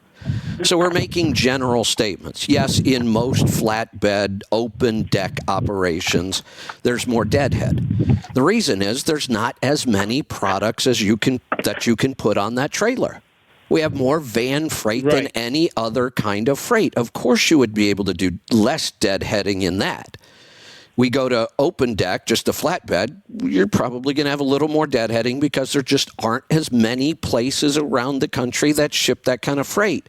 Now we go to step deck, might be even a little worse. Go to heavy specialized, you're going to do a ton of deadheading. It's just that there's just not as many of those products. That's all. But here's the thing. I don't get too crazy. I'm going to try to change your whole mindset about this and simplify this for you. I get it, 10%. Okay. I can't argue that number. Sure, that's a good number. If you could get to 10% deadheading and drive in, you'll probably be doing okay.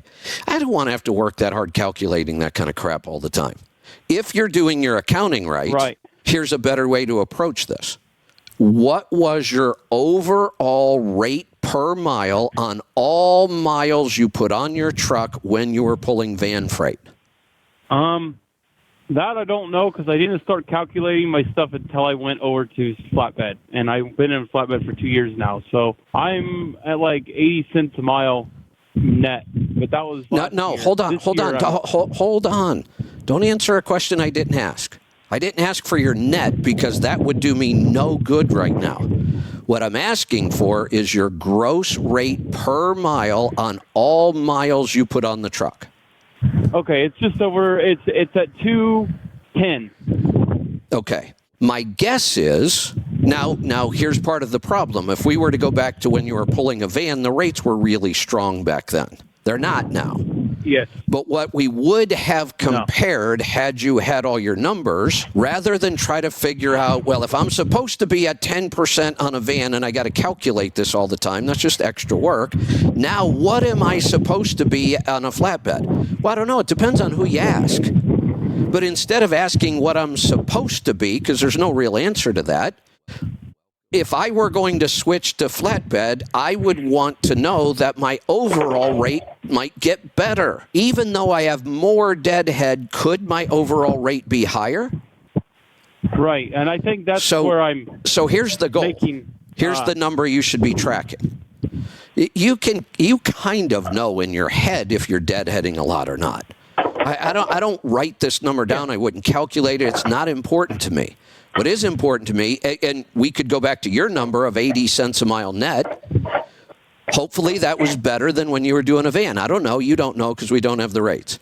But that's what I would track. What the only important number to me here is how much I'm taking home at the end of the day. And I don't want to do a whole bunch of work on things I don't need to, and tracking my deadhead just has never been all that important to me. Yeah. Okay. I mean, I look at it as like if I calculate the deadhead miles, let's say it's 300 miles and I'm going on a 2,000 mile trip, the load pays $8,000. I mean, that's still pretty good. Like, that's still a pretty good rate. I would take that. And I mean, as long as I'm happy with that, I think I'm okay. I don't think I need to go off of what someone else is. Well, first off, what you just said is exactly correct. If I'm happy with this, who the hell cares what anybody else thinks, or some random number somebody came up with and said, this. Yeah, what the most important thing about running your own business is you're happy with your business and your rate. Yeah. Now, if we want to make those numbers better, the way we do it is track them. And I'm not saying we shouldn't pay attention to deadhead. It's just not something I ever had to formally track. I kind of knew in my mind, am I running too many deadhead miles? And if I want to get my net up, one of the ways I can do it is by not running as many deadhead miles. But I don't have formulas and, I got to be at 10% with this kind of trailer and 17% with this guy. That's a whole bunch of numbers that I just don't need to do. Right, yeah. I mean, what really kills me is when I go home, because I'm going to have to deadhead 1,000 miles because of where I live. So I'm going to just move back to Utah, and then I don't have to deadhead anything. I can usually get a load in and out of Salt Lake. There you go. That's one way. Here's another reason why this might not be an important number. Let me give you a great example of an open deck operation that has an incredibly high amount of deadhead miles, exactly 50%. That's a lot. Huh. But I would buy that guy's business today if he would sell it to me, because he's making $2.62 a mile on all miles with 50% deadhead.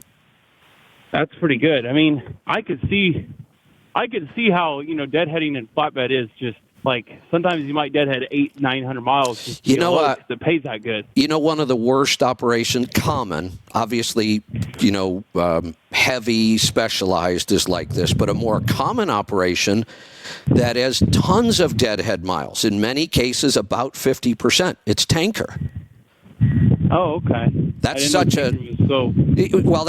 a specialized product that you got to do washouts in between certain kind of products. You can't haul food grade in certain trailers. The product you're putting in that tanker is so specific, the odds of you getting freight back and forth are pretty slim. Yeah, that's what I figured with that. I mean, one thing that really is hard for me to understand is how stuff moves, because if I deliver something to a power plant, like I am next week, I'm going to an oil refinery in North Dakota. I mean, what are the odds that I could get something out of there? I mean, I asked the agents North Dakota, there, but they're like, "Oh, we never." Almost none. Right. Yeah, there are parts of the country that are notorious for imbalances. Florida is a huge one. A lot of freight going in, not a lot coming out. Denver, we just gave an example of. North Dakota, there's just not a lot of manufacturing going on in North Dakota. There's some products coming out, but it's pretty common to get in there and not be able to get back out of there. The other place the more you get to the middle of the country, for the most part, the more the deadhead issue should go away. If you're at the ends of the country, Florida, Washington State, Maine, Southern California doesn't hold up because of all their produce. But it's hard to get out of those places. And one of the reasons is there is no through freight coming through Seattle. The only freight you're getting out of Seattle is something that's manufactured in Seattle. You're not getting something that was further west and is being shipped through Seattle. So No. understanding all of those things about our supply chain helps you choose better freight. And instead of educating themselves, most of our industry just wants to sit back and bitch that the rates out of Denver are too low. No, they're not. They're exactly what they should be. Yeah, there's a reason why, because there's so many trucks that go there. Right. It's supply and demand. You can't say that rate is too low. It's a free market. The rate is exactly what it should be. Yeah. Well, I agree with that. I mean, I just think that there's got to be a way that I can get my own set of contracts and my own customers, because Absolutely, you end can. goal. Yeah, absolutely, you and can. quit using Landstar. But for now, I mean, Landstar works really well for me. But A lot of people eventually I want find to have that. a couple right. trucks and my own people. Just one more thing. Are we going to do the group coaching today at 3? We are 3 Eastern time. Yes, we have group coaching today. Okay, I'll be in there for that. Okay, well, thanks. And You kind of answered. You're, Kind of made me feel better about Deadhead, because yeah. that's Don't, killing me. don't listen I think, to but I anybody don't else, think so. or listen to them, but in the back of your mind, know that it's just one more person and one more person's opinion. You're smart enough to know what works for you and your business. Don't worry too much about what anybody else is Right. telling you. Okay, well, thank you so much. You're welcome. Thanks for the call. Thanks for reminding me about the announcement. I was supposed to announce our trucking group coaching, business group coaching is today. Yes, it's a big focus on trucking, obviously, but any business or financial question you want me to help you with is what I do in the business or trucking group coaching. We do health coaching and business coaching, business and financial. So if you have a question about your retirement accounts, about investments, about budgeting, about credit, whatever it might be, we cover all that in our coaching.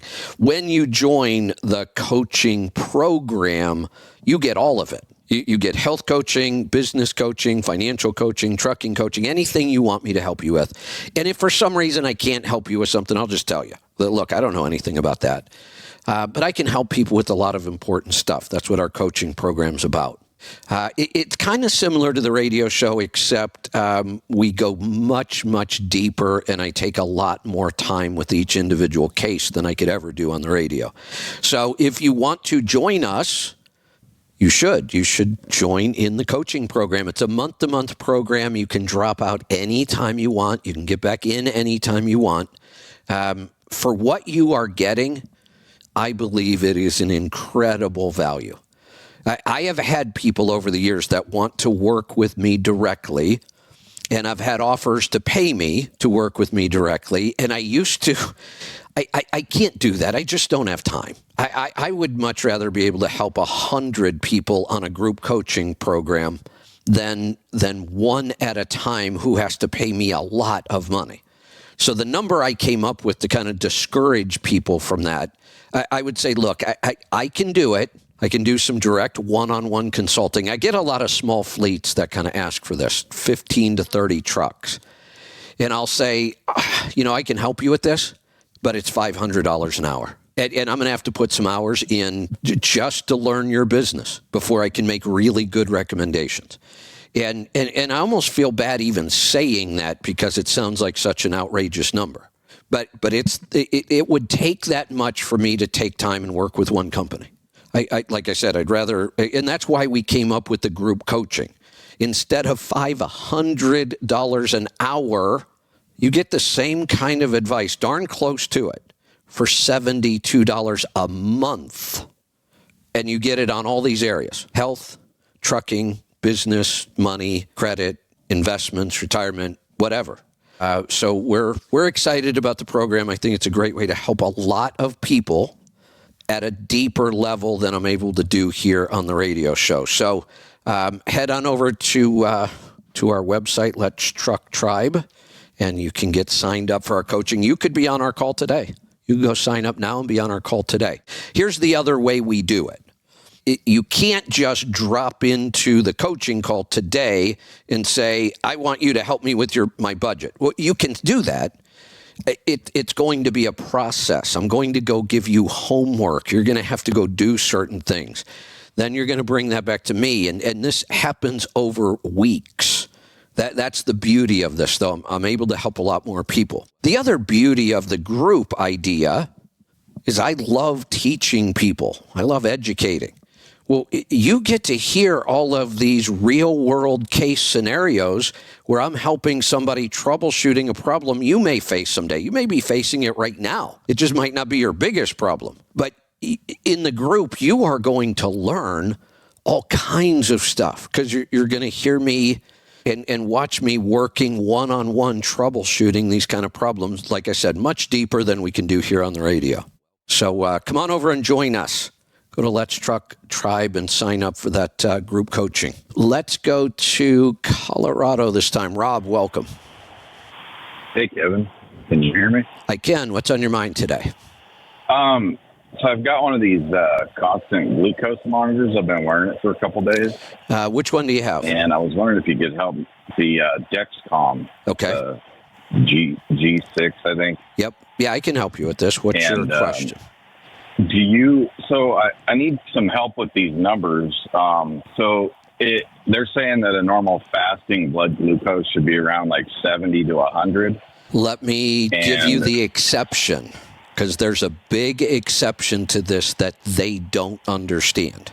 And the big exception is that is a normal range for somebody who is on the standard American diet and is not yet a full-blown diabetic. That's a pretty normal range. Now, what they will tell you is if you're higher than 100 as your fasting average, you're pre-diabetic if you're 110. Well, they could very well be wrong. Here's the big factor. If you are eating a very low-carb diet, a low-carb paleo, a keto, a carnivore, a ketovore, anything really low-carb, and doing some intermittent fasting, you are probably going to much more likely be in the range of about 90 to 110 for your fasting. And that's normal and healthy. So I'm not. Because I get up about 4 in the morning and at like 3, it varies, because I've been watching it for a few days now. My blood sugar will go from like 95 to 135. Yep. Just before I wake up in the morning, and I thought that might be a little high. Now, your body is making glucose. Your number may be even higher than the range I just said because you're getting up so early. You're getting up at a time when your body is just starting to produce that glucose overnight. The other thing we find... Yeah, because I do follow Jason Fung, and I followed you for then that's 15 years. Your range is exactly where I would expect it to be. The medical community does not understand this at all.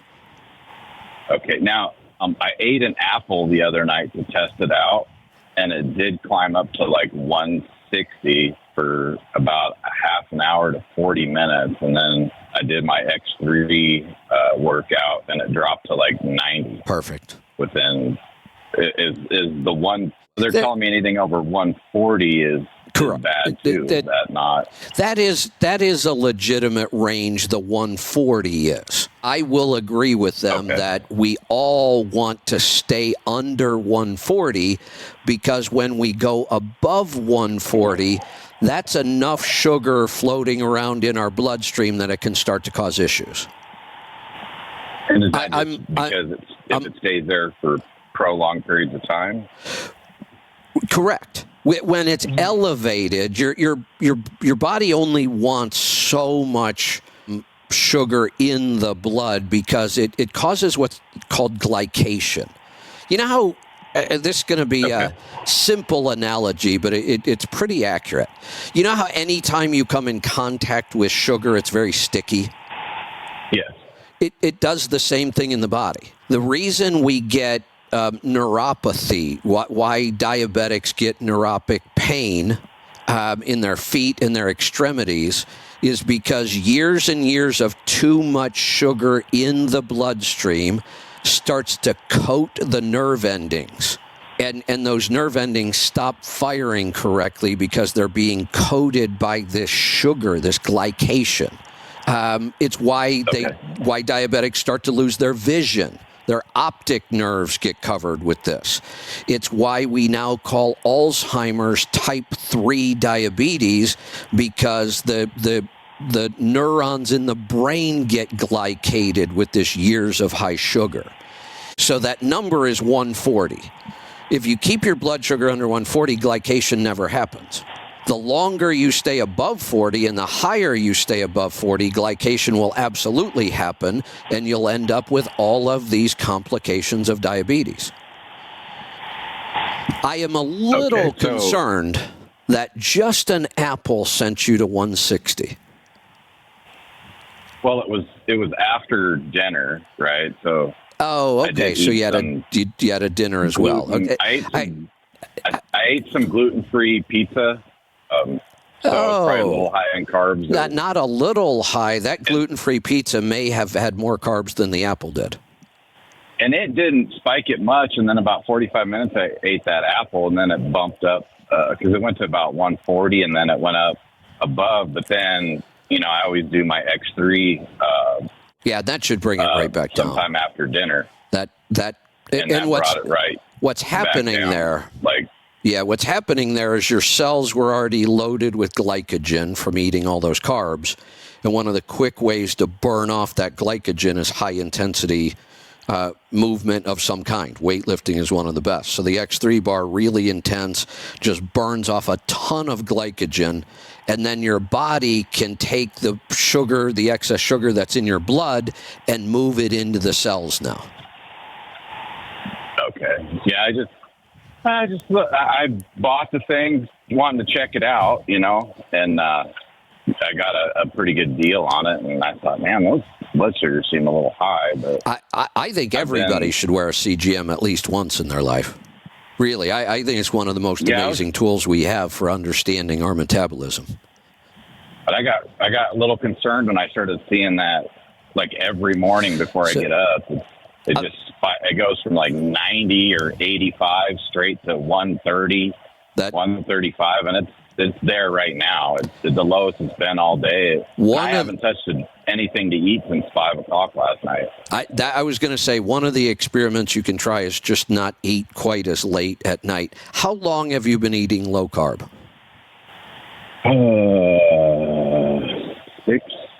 5-6 years. Oh, okay.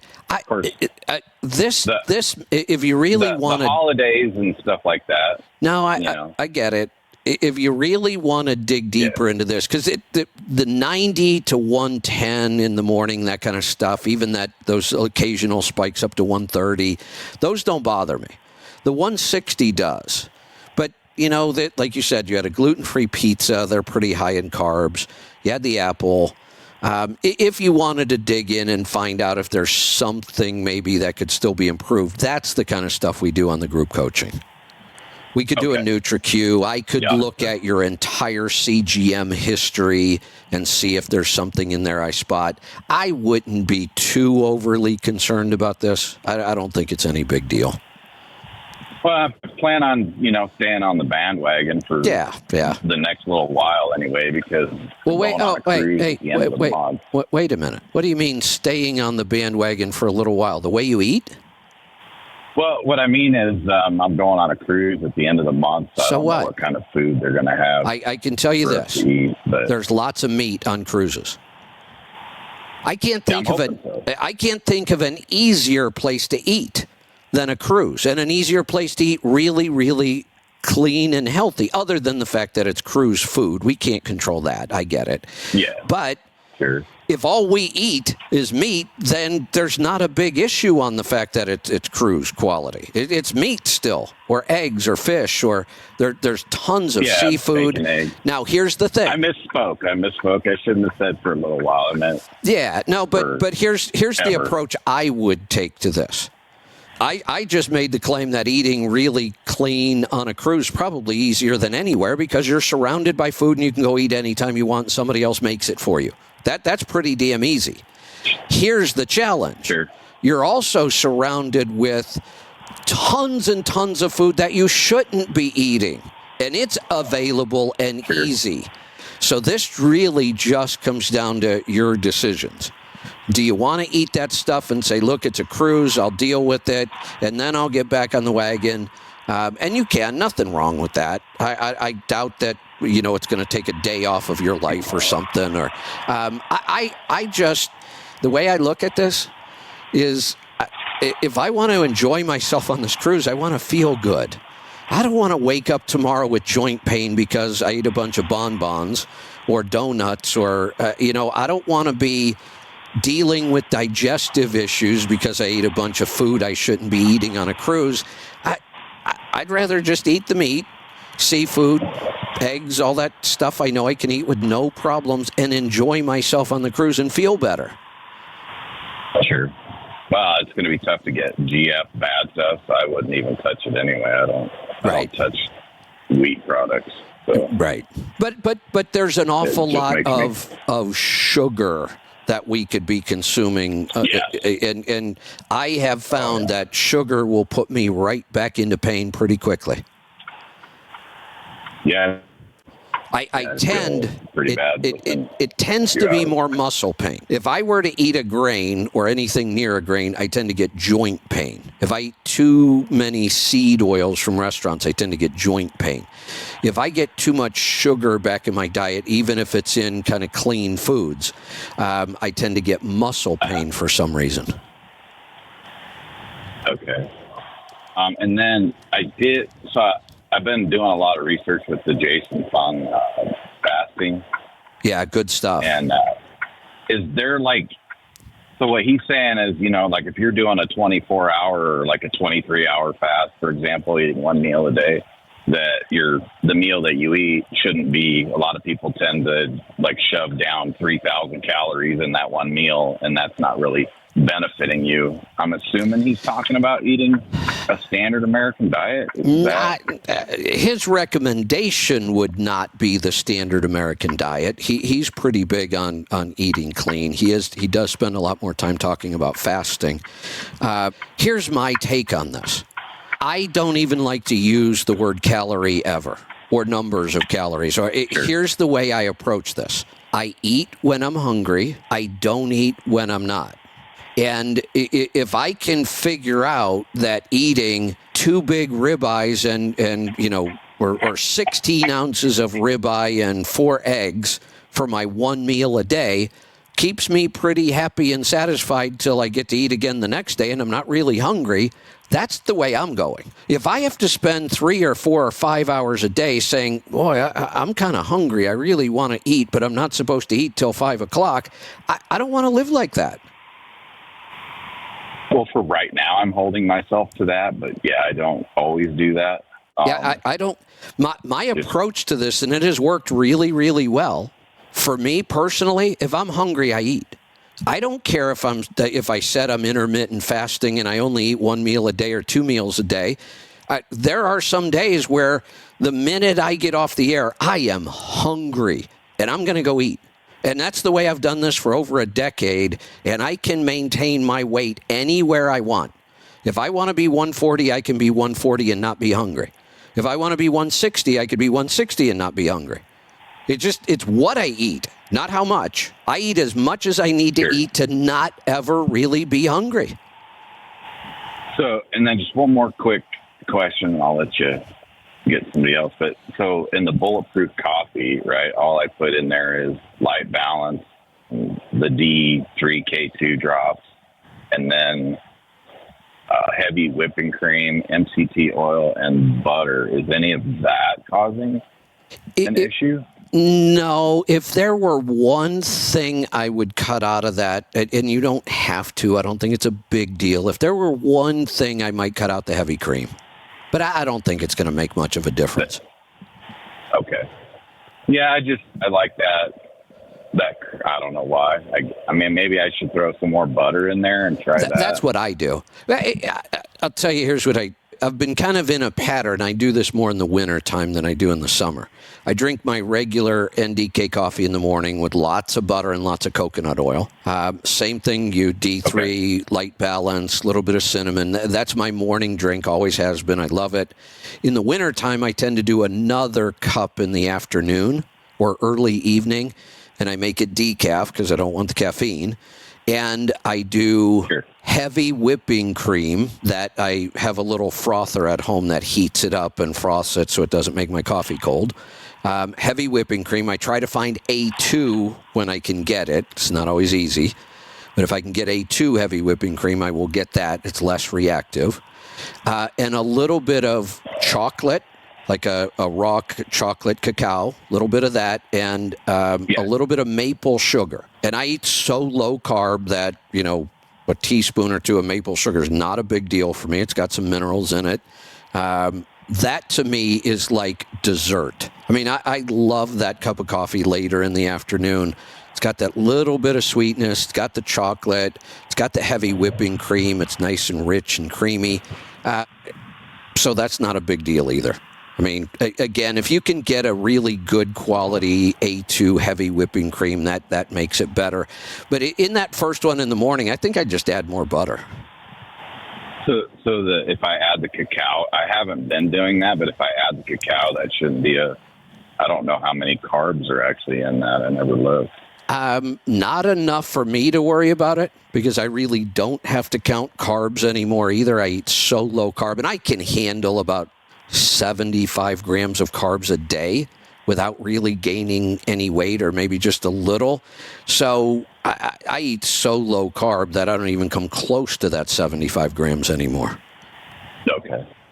Yeah, I'll have to play around with it and see what's happening. I was just a little concerned about that because in the morning I'm fasting. I've been fasting for almost 12 hours. Believe it or not, it's the fasting that causes the higher blood sugar. Because here's what happens. If you were to run out of glucose in your body, and technically our body only holds about 2,000 calories worth of glucose at a time in the form of glycogen. So like we were saying earlier, when you did that intense workout, your blood sugar goes way down because you burn off all that glycogen that was being stored in your cells. Now it's gone.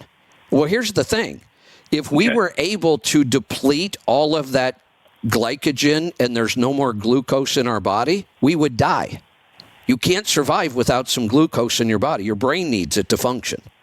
But so it's the liver producing it then? Correct. The liver then takes proteins and fats and converts them to glucose. But when it does it, that's why you're seeing that blood sugar spike. It'd be just like eating an apple or a banana. Your body is saying, hey, wait a minute. Glucose stores are getting a little low here. We're going to make some. And it tends to happen overnight about 3 or 4 o'clock in the morning. So if you're checking your CGM there, you're probably going to see a spike. Yeah, it'll drop down into the 80s. Yeah, that's why. And then all of a sudden it'll just boom. Yeah, it's on its way down. To get up, I guess. It's on its way down, and your body says, hey, wait a minute, this isn't a good pattern. If this keeps going, we could die. And it will produce glucose. And then you see the spike. Completely normal. And that's why I called, because everybody else is saying, oh, it should be here all the time. But they're all taking metformin and eating, McDonald's and all the other junk you can eat. So that's why I asked you. Yep. I figured you would know. Yeah, we identified this pattern a long time ago, and it is very, very consistent. Well, I just started, so I'll keep watching it, and I'll look into that group coaching and do a NutriQ and all that stuff, and we can go over it. Perfect. Sounds good. And like I said, congratulations on getting the CGM. I think everybody should wear one. All right, we are going to take one last phone call. I know we've got calls on the line. I can't turn off our phone lines on this system. On our other system, when I realize we're getting close to the end of the show, I can just turn it off so you don't sit there on hold and then not get through. Unfortunately, I can't do that. So if you're on hold, when I take this next call, if it's not you, or if your call hasn't been screened yet, you might as well go ahead and drop off. I wanted to get finished today by 10. I've gone really long on a lot of my calls, but I am going to take one more that we screened. Jerry in Kentucky, welcome. I feel so honored to be the last call. Good grief. How long you want to go here? Another hour? We'll see. As long as you're interesting, we'll keep talking. How's that? I could every time I call in. I got about 9 things I could talk about, but I try to limit it to one. About 3 weeks, 4 weeks ago, you were on a call and you were talking to, I believe, Danny, and I think it was him anyway. And he has had some borderline high blood pressure. He was talking about his doctor was testing him for nitrous oxide levels. How easy is it to test for nitrous oxide? How accurate is it? And what would cause the body to block the utilization of nitrous oxide? We might test our car for nitrous oxide. We're testing our body for nitric oxide. Well, okay. Don't ask me to explain the difference. I failed chemistry, but I do know we're looking for nitric oxide, and I think nitrous oxide is what we run really high-performance cars on. Maybe. Somebody will correct me. Well, maybe that would help your body, too. I also think that, have you ever heard of the term whippets? No. So there is a thing, human beings will find any way they can to change their brain chemistry and get high. And you can actually take a can of whipped cream, hold it so that the propellant comes out without the whipped cream coming out. And I believe that might be nitrous oxide. Or you can buy little cartridges of it, and people inhale this stuff to get high. They call them whippets. Does it work pretty good, Kevin? It's pretty interesting. It only lasts like 30 seconds. It's a crazy. Okay. Yeah, honestly, I'm always transparent about this kind of stuff. I have tried all kinds of drugs over my life. I've experimented with a bunch of things. Never this though. I honestly never have done a whippet. But from what I gather, it's a crazy intense, but it's only like 30 seconds. And then it's gone. Yeah, why bother? Exactly. Yeah, why bother? Yeah, right.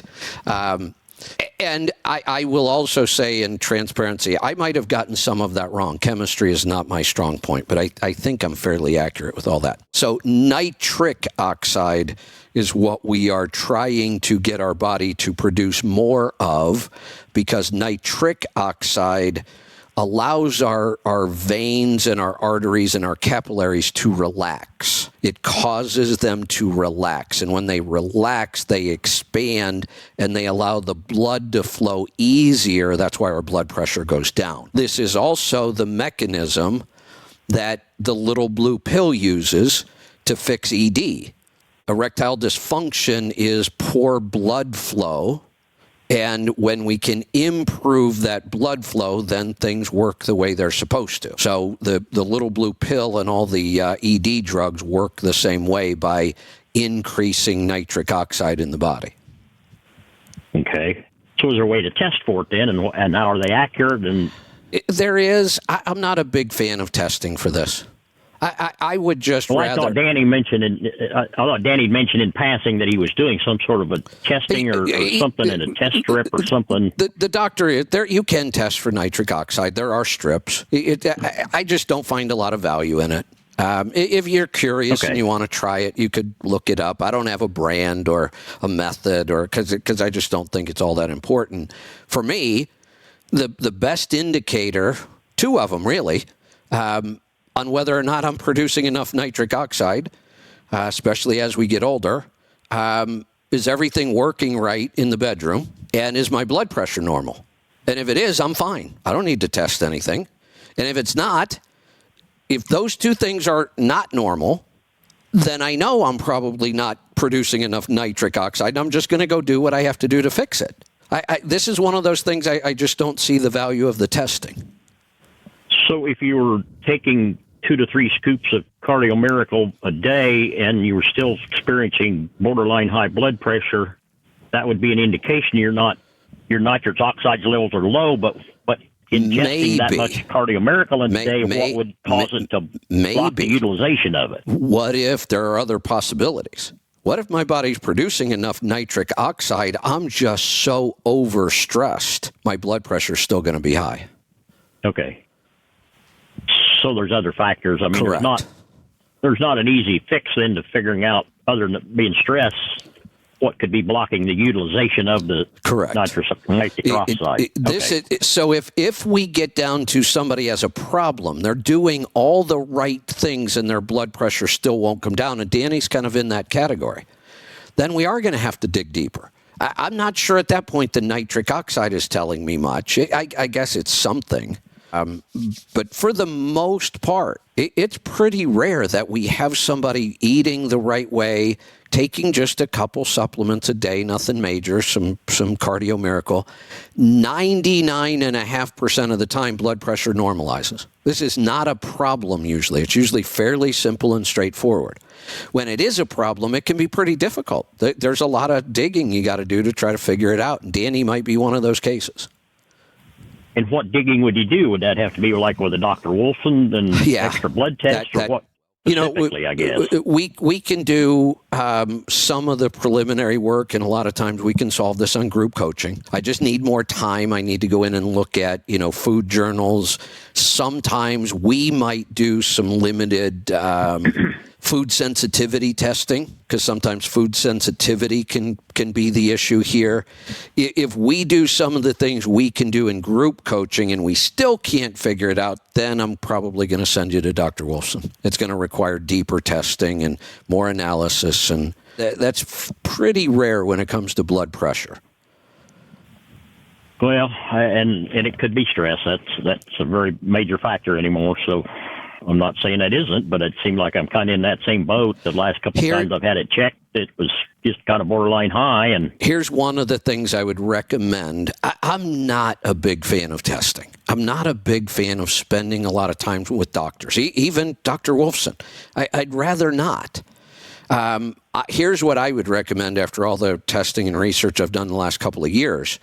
Rather than spend a couple $1,000s and the hassle of all this testing, I would get really strict on the stress protocol 4 times a week for 1 month before I would spend any money, do any testing.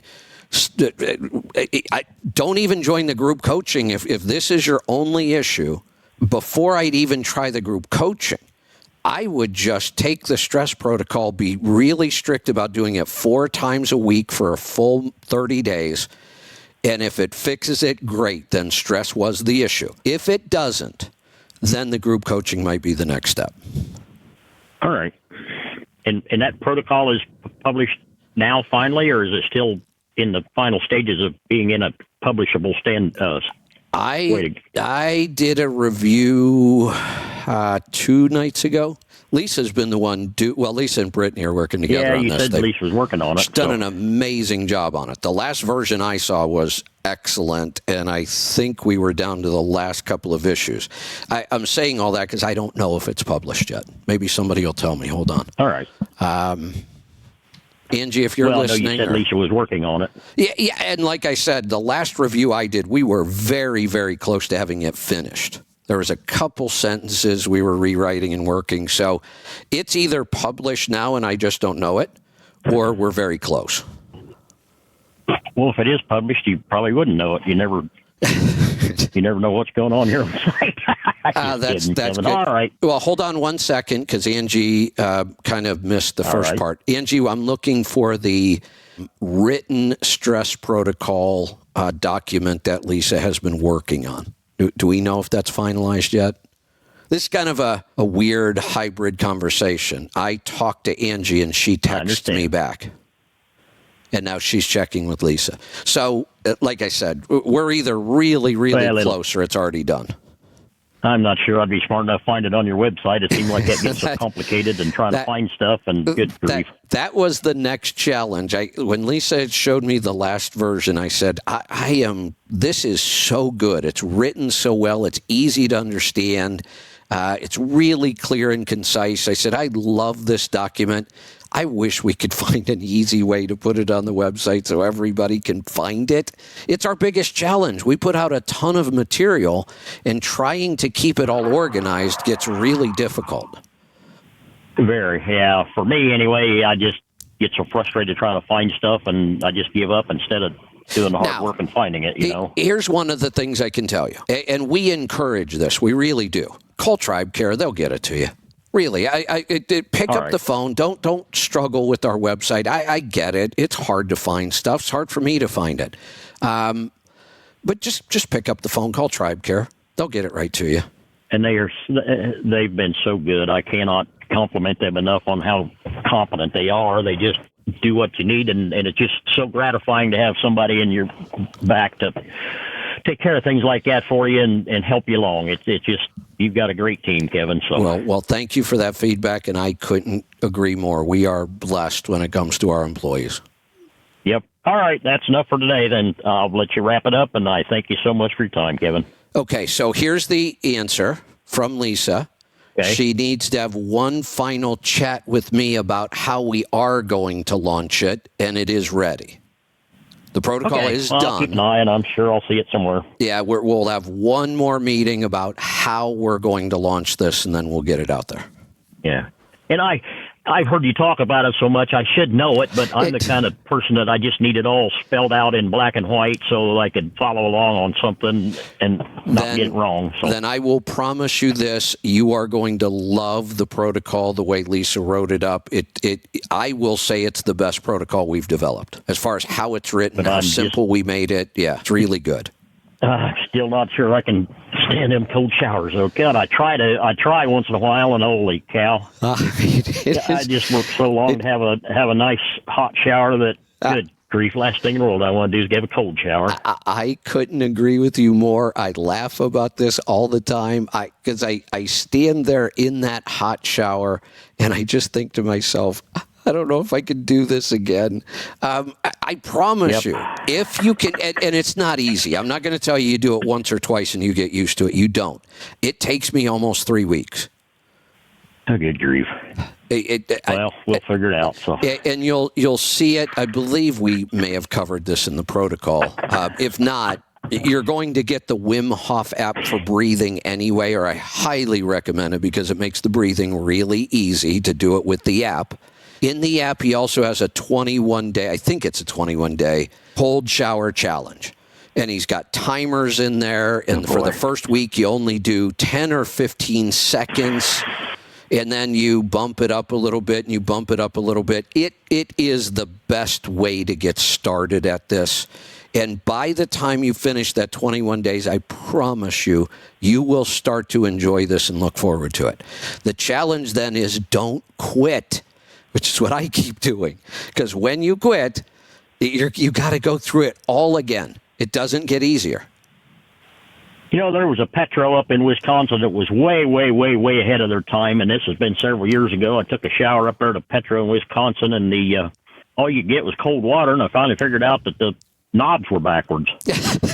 Somebody plumbed the whole damn thing backwards. Well, anyway, I got done with my shower, and I got out there, and I could hear a guy yelling at somebody. He was yelling at the porter because he didn't have any hot water in his shower. I said, well, just reverse them and try it that way. And they had it plumbed wrong, so it was hard to figure out, but maybe they were ahead of the time. They were trying to get people herded toward that cold shower deal. Maybe so. I have a story about this. All right. The first time I had a bathroom remodeled, and I was used to a shower setup where you had a hot knob, a cold knob, and a knob to turn the shower on, right, from the bathtub. Right. That was the norm. Well, this was a standalone shower, so now you just, originally it just had two knobs, hot and cold, and you got it mixed right, and you were in the shower. Well, this all of a sudden was one knob that did all kinds of stuff.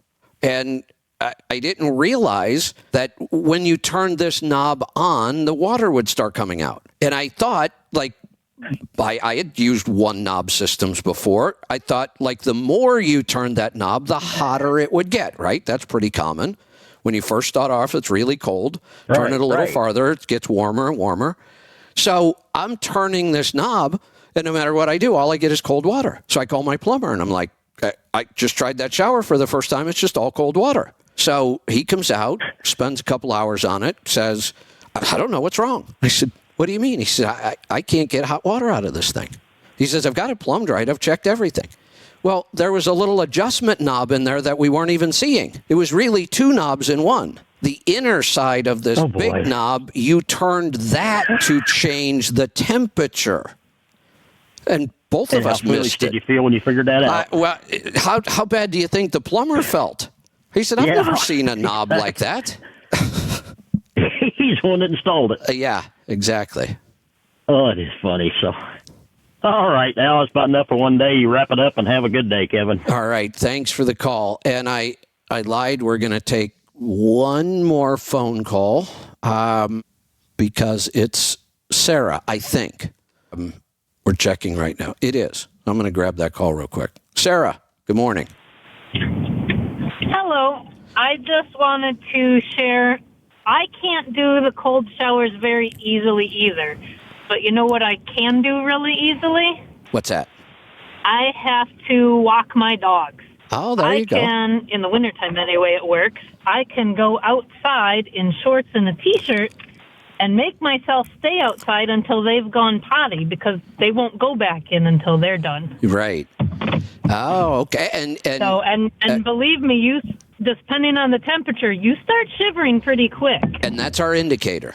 If you're shivering, you're getting the benefit. So that's my tip for the day. That's a good one. You know what I find, and it almost seems counterintuitive? I can do a true cold plunge better than I can do a cold shower. I would love to find a place to do that, but for now, my easy thing is walking the dogs outside in shorts and a T-shirt in the winter. That's a good one. And again, same weekend benefit. In Michigan, we're going to be in the single digits. Yeah, that'll get you shivering quick. Yeah. You know, this morning I got up kind of late. My sleep schedule's all screwed up again. I keep going to bed really late and getting up really late. And so I didn't have a lot of time this morning, but I checked, the tribe site to see if there are any questions I need to answer this morning. And then I checked social media. Jamie, one of our regular tribe members who's pretty active on X, his post this morning was, Kevin talks all the time about how healthy these cold plunges and cold showers are. And a lot of times as truck drivers, we may not have access to a really cold shower like that or a cold plunge. He said, would it be the same if I just stripped down to my skivvies and went and jumped in a snowbank? And the answer is yes. Yes.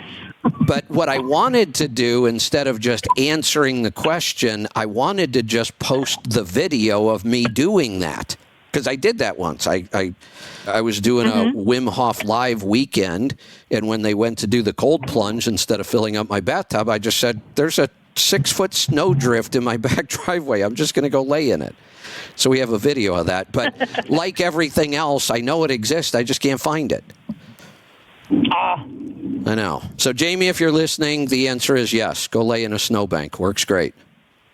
I hear in the forecast you're gonna have a pretty good new snowbank pretty soon, right? Well, here's the funny thing. Remember when we were buying the homestead, and I think I mentioned a couple times that people kept saying, "Oh, you bought up there? What about all the snow?" And I kept thinking to myself, it's less than 30 minutes away from where I live. And by the way the crow flies, it's probably only about 15 miles from where I live, maybe 20. How much different could it be? I mean, how many places can you drive just 20 miles and all of a sudden the snow is that much different? Well, I experienced it yesterday. We've been getting a ton of rain here in Cascade Locks, and we're right around 33, 34 degrees. So the other night, it actually started to snow like crazy. The temperature dropped a couple degrees. It looked like we were going to get buried here. But an hour later, it went back to rain again. We didn't get any accumulation. We still have no snow on the ground here at all. Yesterday, I kept looking at the weather maps going, looks like Homestead's about 3 degrees colder than we are. I better run up there and check. So I'm heading through Carson, which is across the river, and that's the little town we go through. No snow on the ground in Carson. It's raining. I get to within 3 miles of the homestead, and I couldn't see the road anymore. It went from wet pavement to totally covered.